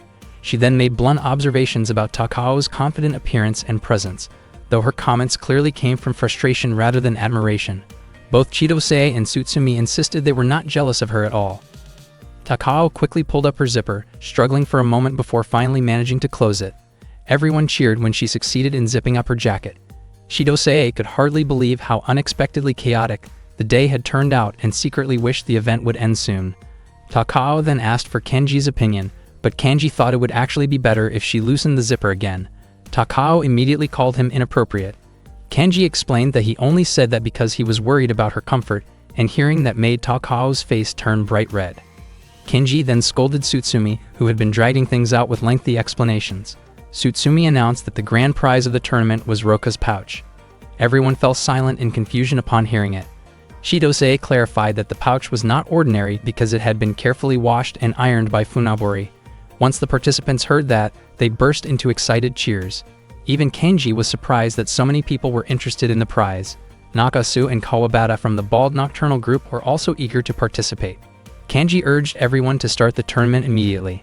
The tournament finally began. Tsutsumi picked a rolled piece of paper containing the name of the first game, which would eliminate weaker participants. Unexpectedly, the words written on the paper sounded embarrassing when read aloud, causing her face to flush with embarrassment. Shidose quickly explained that the phrase was simply an abbreviation describing a pushing game involving boxing motions, kicking, stepping, and shoving techniques. The objective of the game was to force opponents out of the ring. Tsutsumi blew her whistle to signal the start, and anyone who remained inside the ring would advance to the next round. The participants immediately began pushing against one another to knock their opponents out. Roka focused on avoiding the chaos, while Hachi tried to move away from someone who suddenly bumped into him. Moro showed impressive strength as he pushed back several opponents at once. Moromi then asked whether Moro believed he could defeat him. Moro felt confident, but Moromi jokingly hinted that Moro might not receive his usual generous serving of chashu pork at the shop if he continued. Hearing that playful threat, Moro decided to step out of the ring on his own. Moromi later made another humorous remark about thinner slices of chashu when Ohori collided with him. However, Ohori felt there was something far more urgent to worry about: Roka's powerful swan technique. Both of them panicked and accidentally fell out of the ring. Meanwhile, Takao looked nervous as she watched people pushing each other around her. Fujiseki declared that he would push Takao because his compass supposedly guided him to do so. He began moving toward her enthusiastically, describing his actions in an overly dramatic way that annoyed both Tsutsumi and Chidose. Fortunately, Kanji reacted quickly and kicked Fujiseki out of the ring, then warned Takao that she should step out if she truly did not want to compete. Suddenly, Takao pushed Kenji instead, admitting that she did not want him to win the tournament. Kanji was confused by her statement. At that exact moment, the zipper pull on Takao's jacket snapped off and flew forward, accidentally hitting Kanji in the eye and causing him to fall. The crowd erupted in cheers at the unexpected turn of events, jokingly describing it as a perfectly timed accident. Shidose and Tsutsumi felt both frustrated and amazed, reluctantly admitting that Takao seemed to operate on an entirely different level from everyone else. Takao quickly tried to help Kanji regain his senses. Not long afterward, the whistle blew, signaling the end of the first round. All participants who were still inside the ring earned the right to move on to the next stage. Takao herself was shocked to realize that she had successfully remained in the ring. The tournament games were still ongoing, and the remaining participants felt confident that each of them would ultimately win. At that moment, Kanji finally regained consciousness after fainting. When he opened his eyes, he saw Hachi standing in front of him, firmly holding his hand. Hachi looked genuinely relieved and showed clear concern for him. Kanji was startled and asked Hachi to let go, but Hachi's grip remained surprisingly strong. Funabori felt relieved to see that Kanji had woken up. She immediately asked whether he still felt anything unusual in his body. Kanji noticed her appearance looked rather unusual, and Funabori explained that she had been assigned to the first aid team. Tsutsumi had given her the outfit while she was treating him, and Sakuragoka had been wearing the same uniform as well. Kanji wondered why Funabori was the one taking care of him. Funabori then explained what had happened earlier. Takao's zipper had accidentally come loose and struck Kanji on the forehead, causing him to collapse. Hearing this made Kanji finally remember the incident, and he declared that he would never forgive Takao. However, Funabori clarified that Takao had not meant to hurt him and had felt extremely sorry about the accident. In fact, Takao had also helped take care of him afterward. Kanji found that surprising because he had always thought Takao was clumsy. Funabori admitted that she had applied most of the bandages because Takao struggled to do it properly, although Takao had insisted on finishing the treatment herself. From Kenji's perspective, Takao had both injured him and been responsible for finishing him off in the match. Kanji thanked Funabori for helping him and then questioned why Hachi was still holding his hand. Funabori explained that, while Kanji was unconscious, the tournament had already advanced to the semifinal round. Kenji's next opponent was Hachi, and their match would be decided through a thumb wrestling contest. Kanji could not believe he had been placed in the semifinals without competing like everyone else. Hachi explained that the tournament had continued while Kanji was unconscious. Kanji wondered why he had been treated so generously, and it turned out that all the remaining participants had agreed to it. One participant had suggested giving Kanji a bye since he was still unconscious. Shinkiba said he had no objection. Usaki understood because Kanji's condition resulted from an accident, and Azuma even praised Kanji as a courageous man for protecting Takao from Fujisaki earlier. Shinano added that Takao's zipper incident had been unexpectedly impactful, so it made sense for Kanji to rest until he recovered. Uemachi raised no complaints at all, while Tanazu and Ayer said it would have been troublesome if Kanji had withdrawn at that point, and they wanted the chance to face him fairly. Takao felt deeply grateful toward everyone who showed understanding toward Kanji. Shiba and Shinagawa also said they had no issue with the decision, although they jokingly remarked that they would not go easy on Kanji once he recovered. Everyone had shown great kindness, but unfortunately none of them made it to the semifinals, leaving their hopes resting on Kanji. Kanji then asked how the other semifinal match was going.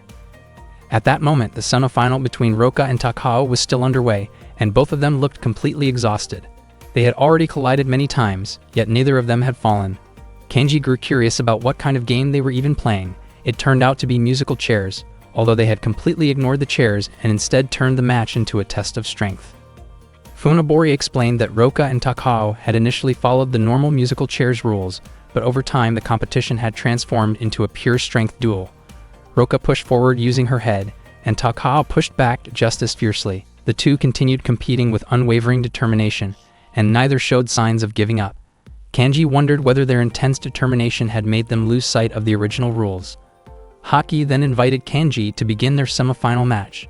The rules were simple. Whoever managed to pin the opponent's thumb down for 10 seconds would be declared the winner. They immediately started their thumb wrestling match. At the same time, Takao and Roka collided once again in their own battle. Kanji and Haki took turns attempting to hold each other's thumbs down. Kanji soon became annoyed because the audience barely paid attention to their match. He complained to the announcer, asking for commentary on their battle as well. Tsutsumi casually remarked that Kanji and Haki's match seemed rather dull because they were strictly following the rules. That comment only made Kanji more determined to win. Hachi also remained focused on claiming victory in the tournament, just as Takao firmly believed that she would become the champion. Funabori then asked Kanji which opponent he actually hoped to face in the finals, Roka or Takao. Kanji found the question strange because, in his mind, he would obviously face whoever won the semifinal. Funabori wondered whether he truly did not care who his opponent would be. Kanji answered that he wanted to face the stronger competitor because defeating the strongest opponent was the only way to be recognized as a true champion. He admitted that he had once wanted to face Roka specifically, but that desire would mean nothing if he failed to win his semifinal match first. Takao and Roka secretly overheard the conversation. Roka grew increasingly irritated because earlier Kanji had not even cared about her bag, and he also showed no interest in who won the semifinal round, even though he had once been eager to face her in a duel. To Roka, it felt as if Kanji had insulted her. The atmosphere around her turned intense, making everyone nearby uneasy. The wind around the arena began to blow strongly, and Chidose became convinced that Roka was completely serious this time. Chidose then told Takao to step aside, warning that something bad might happen if she continued to face Roka. Tsutsumi asked what Chidose meant by something bad.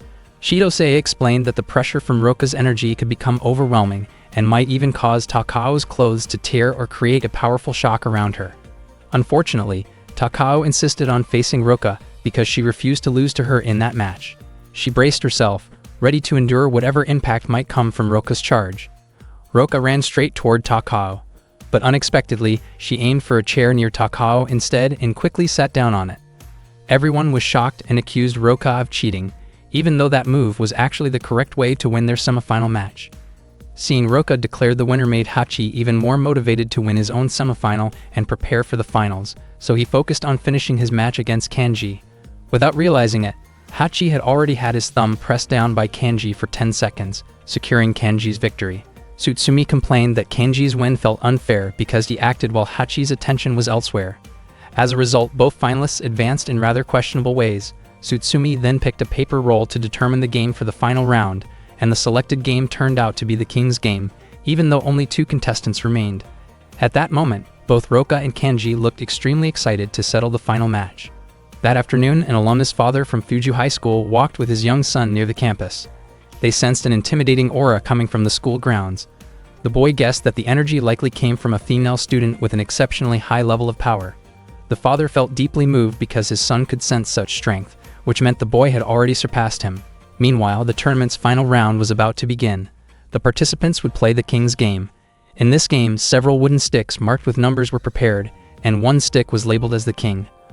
Whoever drew the king became the ruler, while the others became subjects who had to follow the king's commands. However, since only 2 players remained, the rules were modified so that whoever picked the king's stick would immediately be declared the winner. Roka and Kanji both appeared highly determined to win the tournament. Kanji cracked his fingers confidently, while Roka clenched a ball of rice in her hand as if she were gripping an opponent. Yamada, who was responsible for holding the sticks, looked nervous.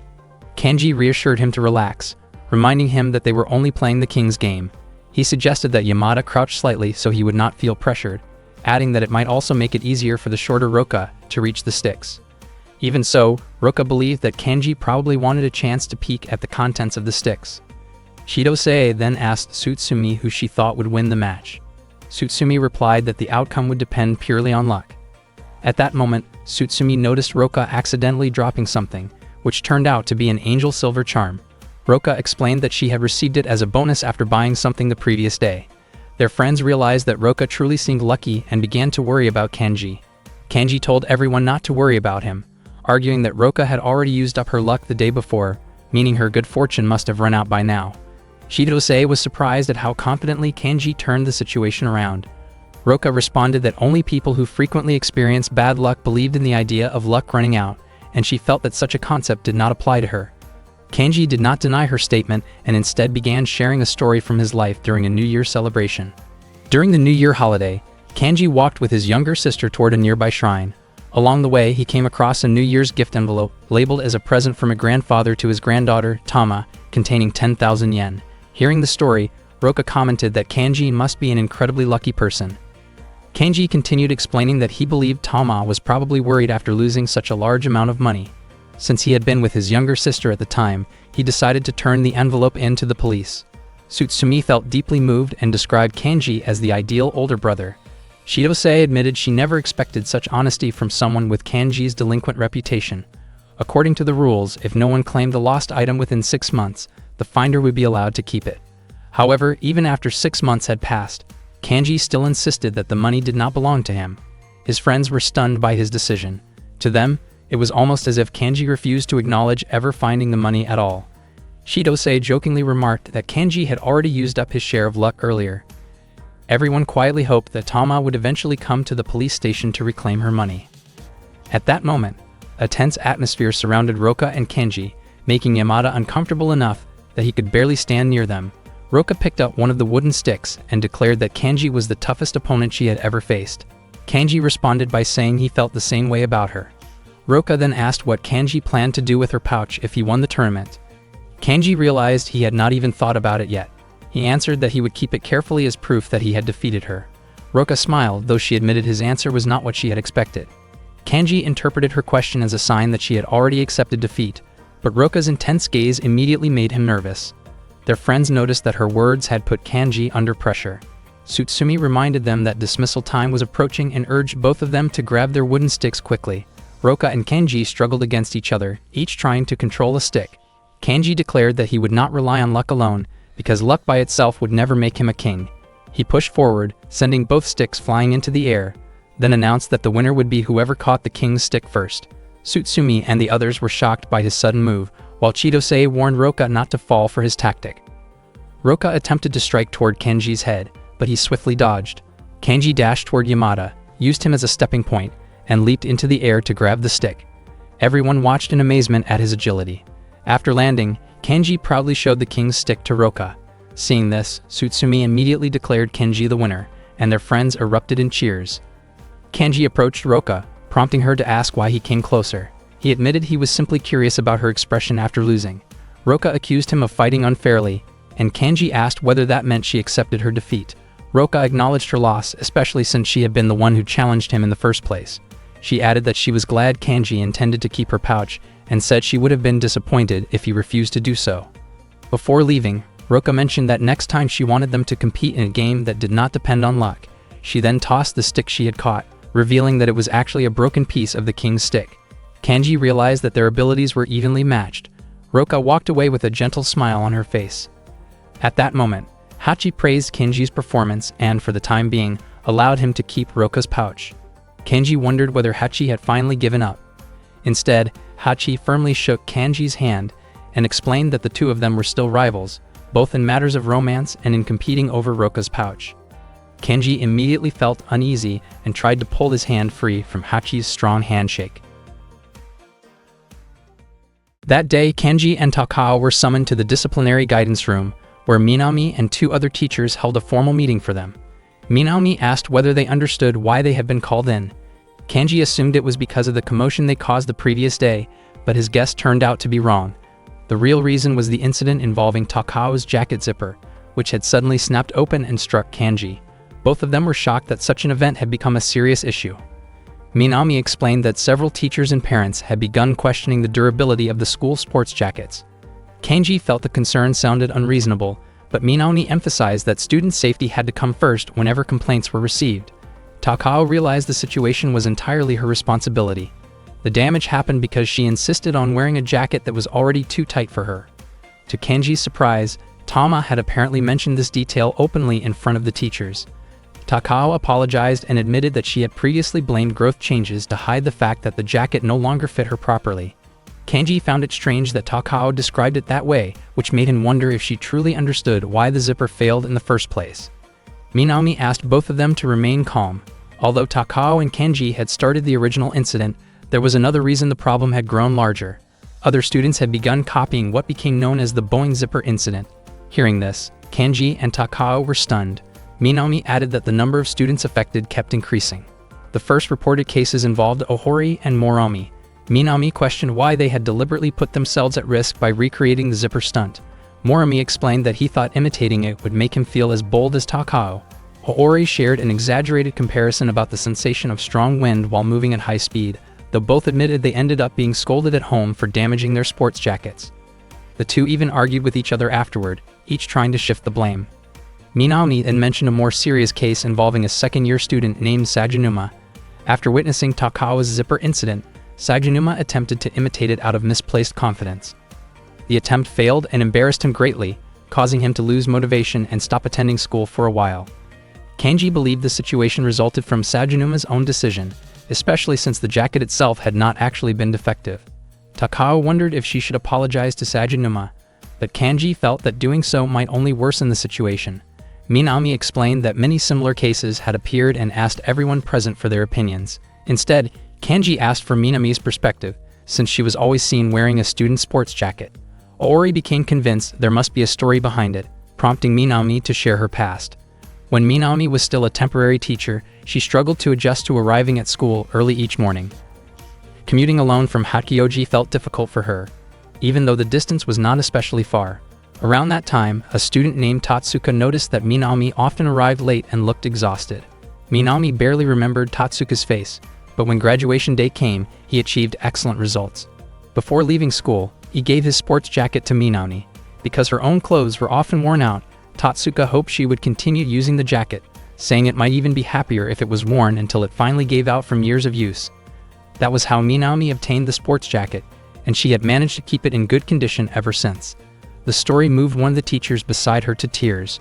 While looking at the jacket more closely, Minami then realized that its original owner before Tatsuka had actually been Nobuhito. Takao was also deeply touched by the story and tearfully suggested that Minami could take her sports jacket after graduation someday.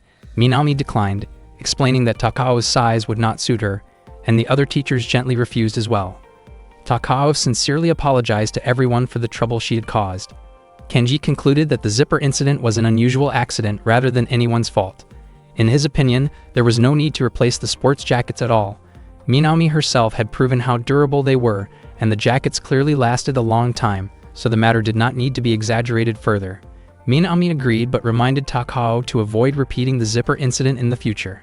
Takao promised she would be more careful, especially since she had already bought a larger jacket.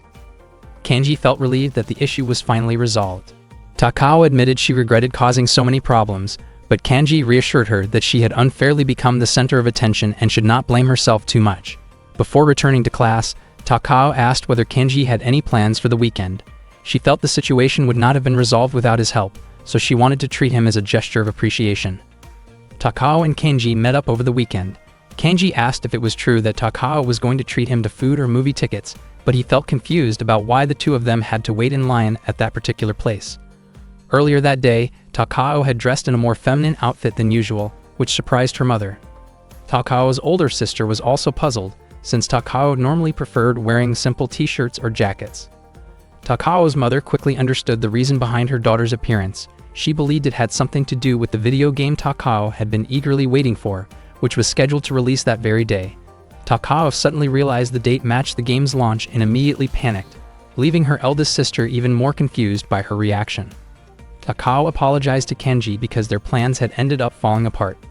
Kenji calmly told her that if she had really wanted to go somewhere else, she could have told him earlier and they could have rescheduled for another day. For Takao, gathering the courage to invite Kenji out again would not be easy. Kenji decided he might as well head home and suggested that Takao could simply buy him something from the school cafeteria later instead. Before Kenji left, Takao reminded him that he owed her a favor from when they had played a fighting game together. She asked him to stay with her until the game shop opened, saying that once he did, his debt would be fully repaid. Kenji agreed, especially since he had already come all the way to meet her.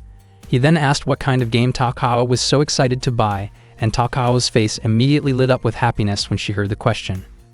The game Takao loved most was Magic Village. The first Magic Village game had been released in 1987, and its sequels had continued to be produced ever since. The action fantasy game, which represented Japan's classic game era, told the story of Mason, a royal wizard trying to rescue Queen Ashin after she was kidnapped by a demon king. The gameplay was fairly challenging, and the graphics had remained mostly unchanged for nearly 10 years, giving longtime fans a nostalgic feeling reminiscent of legendary retro titles. Takao enthusiastically explained every detail about Magic Village. Kenji then realized that Takao was the president of the game development club at school, which made perfect sense considering how passionate she was about games. Takao did not hesitate to share the franchise's history either. The original 1987 release had been a huge success in the gaming industry, and the following titles sold extremely well. However, many of the original staff members were later recruited by other companies, causing the series to lose direction for a while. Several releases afterward failed to meet expectations. The game being sold that day, however, was the newest installment, developed by reunited staff members and expected to become a masterpiece. The latest version featured dramatically improved graphics, although Takao personally still loved the older visual style. Kenji eventually noticed that many people in line were dressed as characters from the game. Takao explained that the shop was very famous. She chose that location because it was close to her house, and the store also offered exclusive accessories at affordable prices. One item she especially wanted was a phone charm featuring Mason riding Engar the dolphin. Takao could hardly wait to buy it, and Kenji found himself hoping the store would open soon as well. Suddenly, Kenji noticed a tent set up at the very front of the line, which reminded him of someone he knew. Takao mentioned that the same person always set up a tent there, though she had never learned who it was. Kenji found it strange that Takao had never realized the person's identity, but it turned out she usually fell asleep while waiting in line before the shop even opened. As Kenji had suspected, the person inside the tent was Roka. Takao was shocked when she saw her, her face turning red with embarrassment as if she were afraid of being discovered. Takao quickly asked Kenji to hide with her. Kenji wondered why it would matter if Roka saw them together, but Takao worried that Roka might misunderstand the situation. At that moment, Roka began walking toward them, making Takao even more nervous. Takao suggested they borrow a costume from the person standing next to them as a disguise. When Roka approached, she suddenly stopped and sensed that the person wearing a mason costume might actually be Kenji.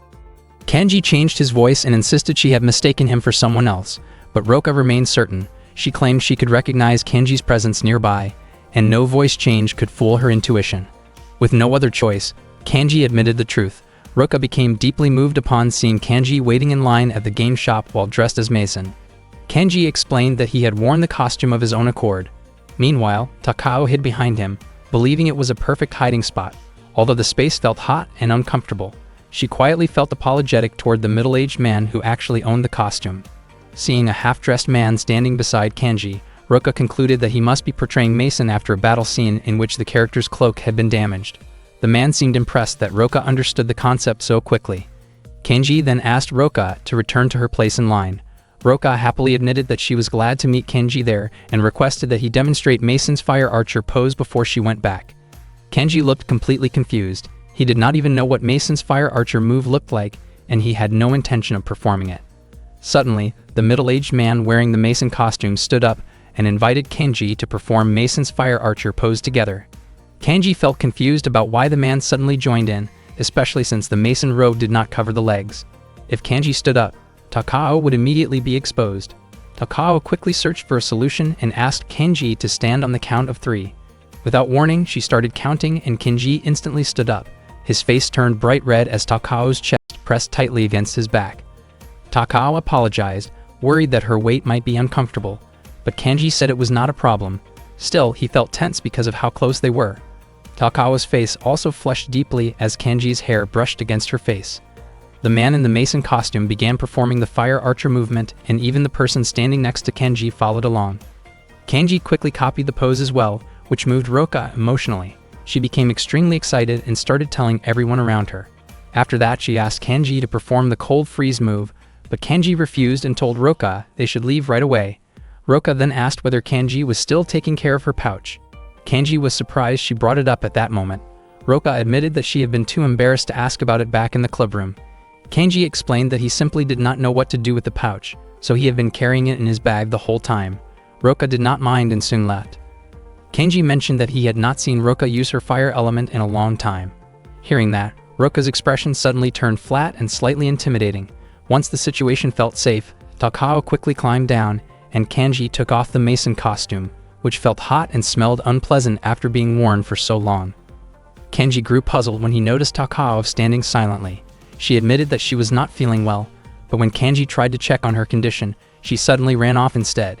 Everyone nearby turned to look at Kenji, leaving him feeling embarrassed.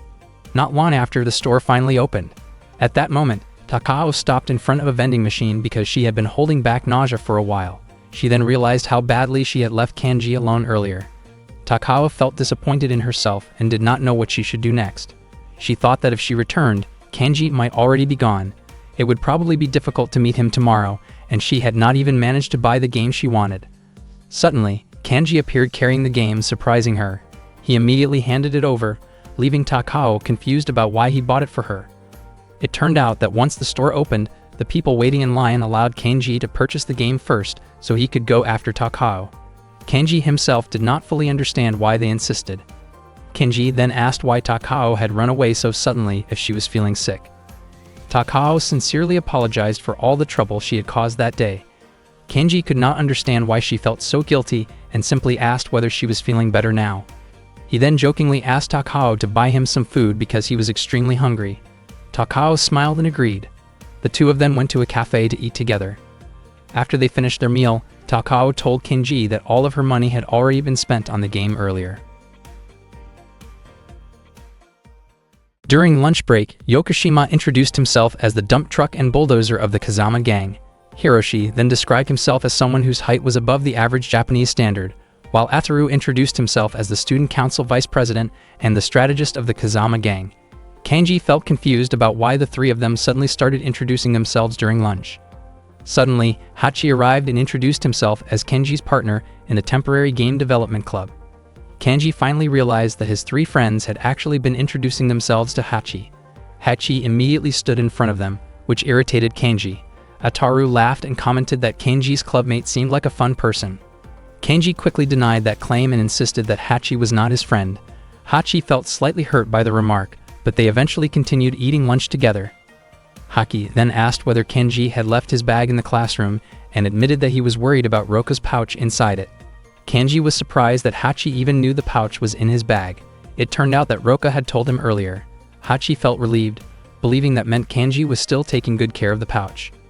Not long after, Hachi excused himself, which made Kanji suspicious. Kanji assumed that Hachi was only interested in Roka's pouch. Hachi asked Kanji to trust him, explaining that he no longer had any claim over the pouch after losing the previous tournament. Because of that, he believed it should be fine for him to at least look inside the bag containing it. Ataru allowed Hachi to join their lunch, but did not appreciate seeing Kanji bothered. Soon, Ataru also became curious about the bag and wanted to check it first himself. Kanji could not believe their behavior. Hiroshi commented that it would probably be impossible for Hachi and Ataru to fit their heads into Kanji's bag because it would feel too cramped. Surprisingly, both of them insisted that the tighter the space felt, the more satisfying it would be. The two immediately rushed toward the classroom to look for Kanji's bag. At that time, Funabori and her friends were enjoying lunch in the classroom. They were startled when Kenji, Hachi, and Ataru suddenly burst in, creating a commotion. Kanji urgently asked Funabori to protect his bag, saying that its fate was now in her hands. Funabori looked tense after hearing that. Hachi and Ataru began competing to grab the bag. Funabori quickly held onto it, while Kanji begged her not to hand it over to either of them. She lifted the bag high into the air as the three boys struggled to reach it. Her face turned red, and she looked close to tears from the pressure of the situation. Kanji restrained Hachi and Ataru, then asked Funabori to throw the bag out the window. Instead, she scolded him, saying that he should take better care of his belongings. Kanji then asked her to hide the bag, but Funabori did not know where to hide it. She briefly considered hiding it somewhere difficult for the boys to reach, then immediately dismissed the idea and shook her head. Realizing it was not a good solution, Kanji wondered why she suddenly shook her head. After hearing Kanji mention the word head, Funabori suddenly decided to put her own head inside Kenji's bag to keep it safe. She felt uncomfortable inside the bag and thought it might hurt if someone pulled it away, but she trusted that Hachi and Ataru would not harm her.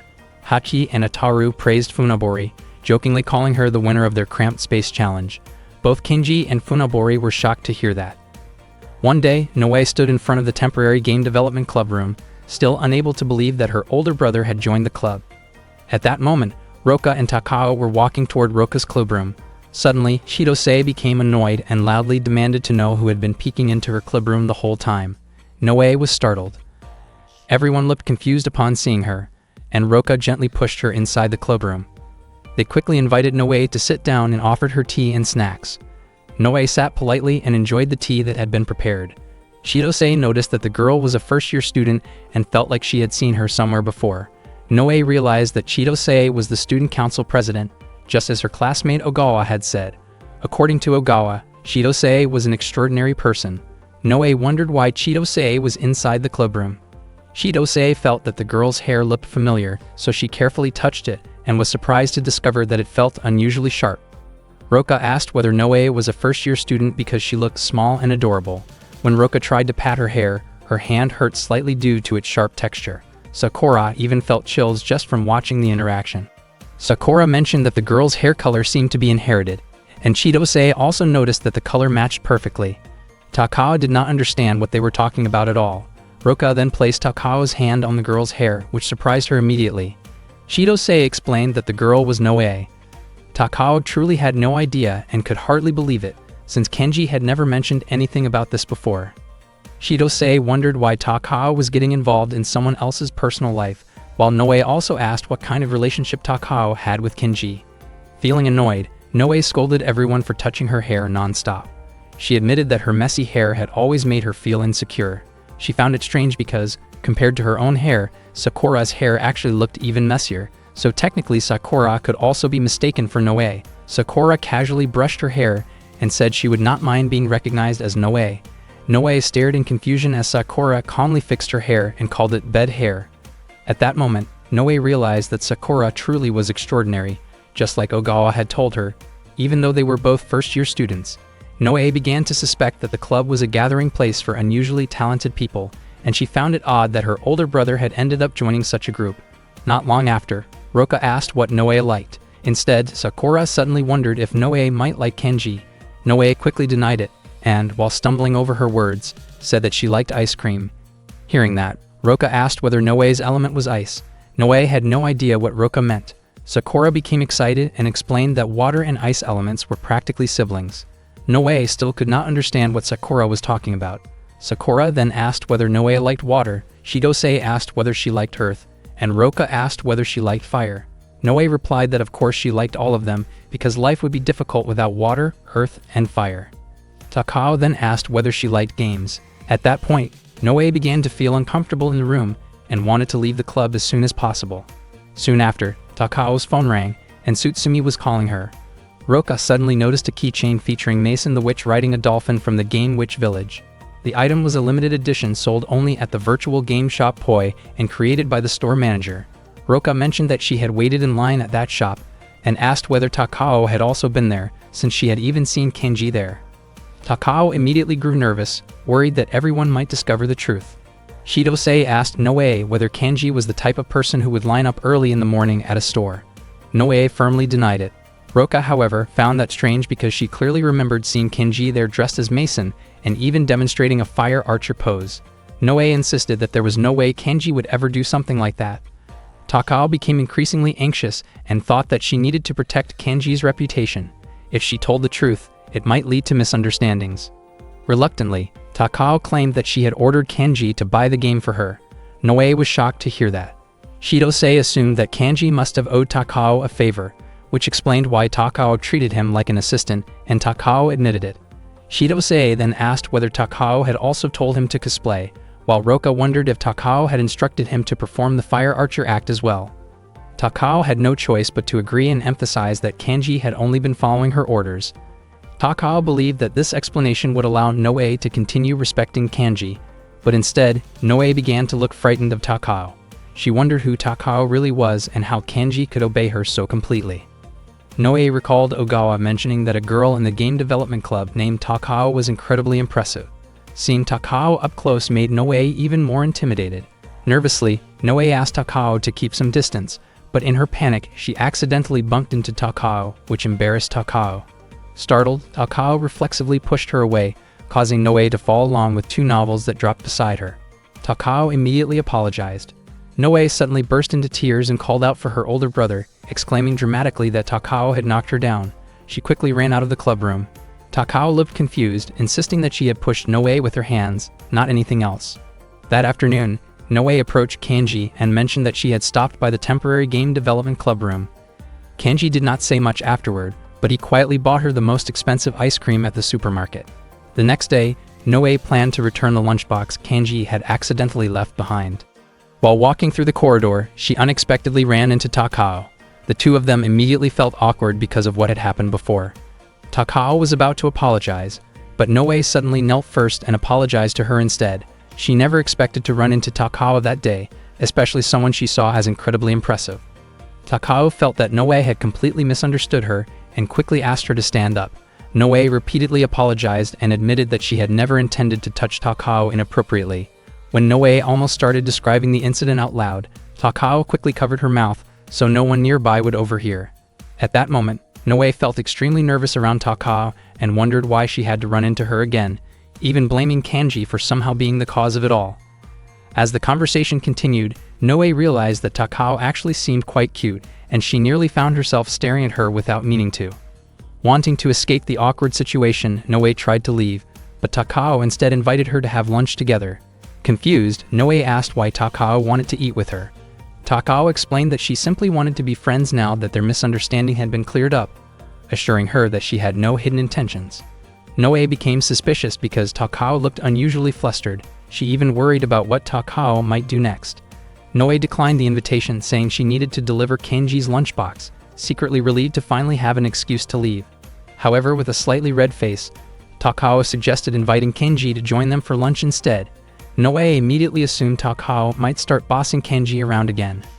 Feeling embarrassed about having lunch with her older brother and realizing her own lunchbox was still in her classroom, Noe hesitated.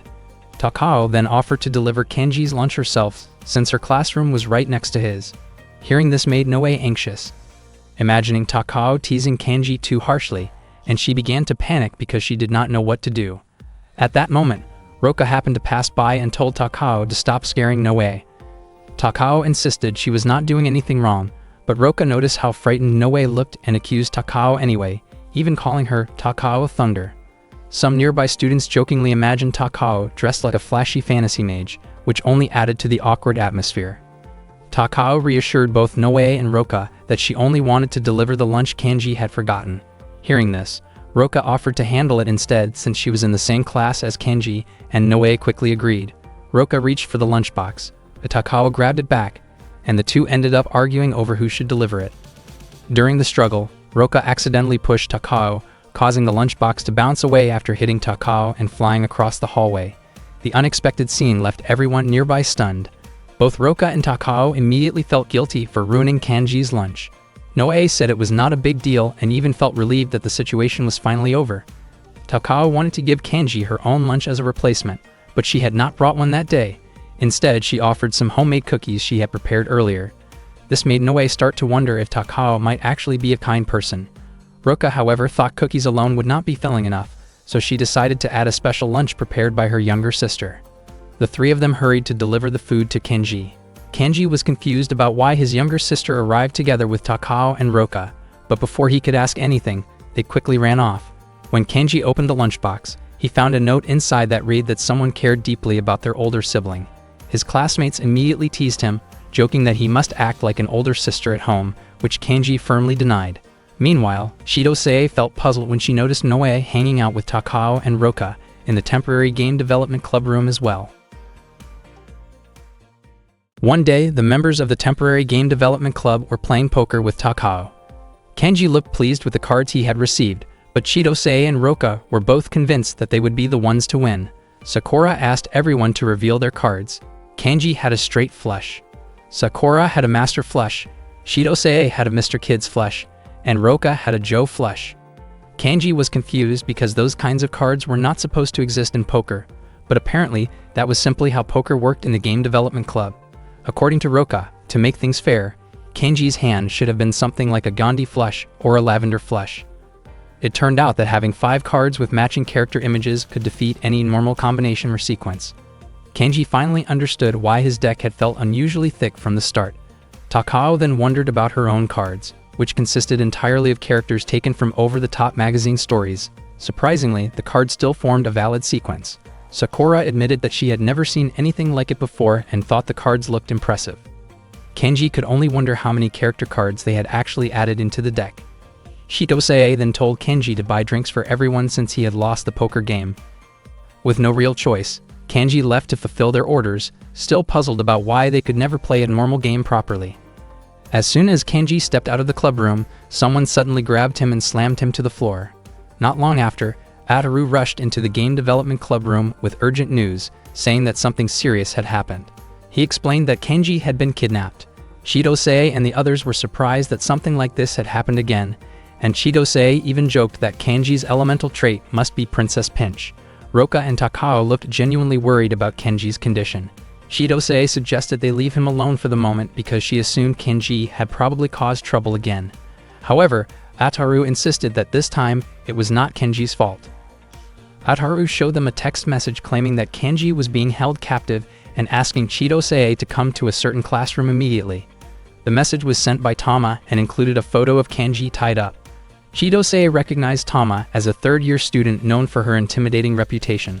Sakura wondered whether something had happened before that made Tama bold enough to challenge Shidose directly. Shidose admitted she did not know what would happen, but she decided they should meet the sender anyway. At that moment, Hachi, who had been hiding near a locker, quietly expressed interest in going along. Meanwhile, Tama and her friends were watching over Kenji, who was still unconscious. One of Tama's friends guessed that Tama might have thrown him a little too hard earlier. Tama was known for being fearless with anyone, and Kanji appeared more shocked than physically hurt. When Kanji finally woke up, he angrily demanded to know who they were and why they had attacked him so suddenly. He continued protesting and demanded to be released. Tama was surprised that Kanji did not recognize them, so she introduced herself along with her friends Azuma, Naganuma, and Shinsen. Kanji realized they were all third-year students and wondered why they had captured him. Tama explained that Kanji seemed like an easy target and that she intended to use him as bait to lure the temporary game development club members. Kanji could not understand why he had been turned into a hostage. As Tama was about to explain further, Shinsen stated that they had unfinished business with the game development club. Shinsen asked whether Kanji truly did not remember her. Kanji tried to recall anything about Shinsen, but could not remember at all. It turned out that she had been one of the participants in a previous tournament, secretly operating inside the Ire robot, something Kanji had never realized. Azuma mentioned that she had watched the tournament from the audience and had been sitting next to Funaburi. Hearing that annoyed Shinsen, who complained that Azuma got to watch comfortably while she had to hide inside a robot after being ordered by Tama to spy. A short while later, Tama checked Kanji's phone and found a message from Ataru saying that starting that day, Shidose had given Kanji the nickname Princess Pinch. Azuma commented that the nickname sounded cute. With Chidose and the others expected to arrive soon, Shinsen confidently declared that she could face them alone. She immediately left the classroom. Kanji briefly worried about her safety, which confused Shinsen because he was technically her opponent. In Shinsen's view, fighting as a group would only tarnish her pride. She was completely confident in winning because she believed she possessed a secret weapon. Naganuma and Azuma were not entirely sure that Shinsen could win on her own. Kanji wondered why they did not try to stop her. Tama felt even more confused, questioning why Kanji seemed worried about someone who was technically their opponent. According to Tama, Shinsen hated being underestimated by underclassmen. Not long after, they saw Shinsen enter Ire. Seeing this, Tama and the others began to think that Shinsen might actually be able to defeat Chidose and her friends. Meanwhile, Chidose and the others pretended to sweep the hallway so they could quietly make their way to the third-year classrooms without drawing attention. It turned out that the third-year students who strongly disliked Chidose were former members of the student council. Tama had once served as the student council president, Naganuma as vice president, Azuma as treasurer, and Shinsen as secretary. Rumors said that even teachers preferred not to get involved with them. Takao wondered how Chidose had ended up on bad terms with such a group.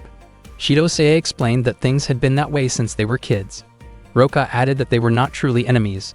The situation had grown out of misunderstandings and small problems that kept piling up over time. Even so, Chidose jokingly hoped they would graduate soon and struggle to find jobs afterward. Takao found it strange that Chidose attended the same high school as people she disliked so much, but Chidose simply said she chose Fuju High School because it was the closest one to her home. Suddenly, Ataru and Hachi were knocked down by an attack from the Ire robot. Ire was a secret machine that had been passed down through generations within the science club. It turned out that Tanazu, the science club president, had secretly cooperated with Tama. Hachi questioned why Tanazu would do such a thing, and Tanazu apologized, admitting that he owed Tama a personal debt. Ire announced that the temporary game development club was already approaching game over. Chidose was certain that the person nicknamed Hook was inside the robot. Hook was actually Shinsen's nickname, which she received after becoming sick during a stage event long ago, with Tama being the first person to call her that. Inside the robot, Shinsen shouted in frustration while Tanazu warned her not to move too much because it could damage the machine. Roka, Chidose, and Sakura prepared to break through.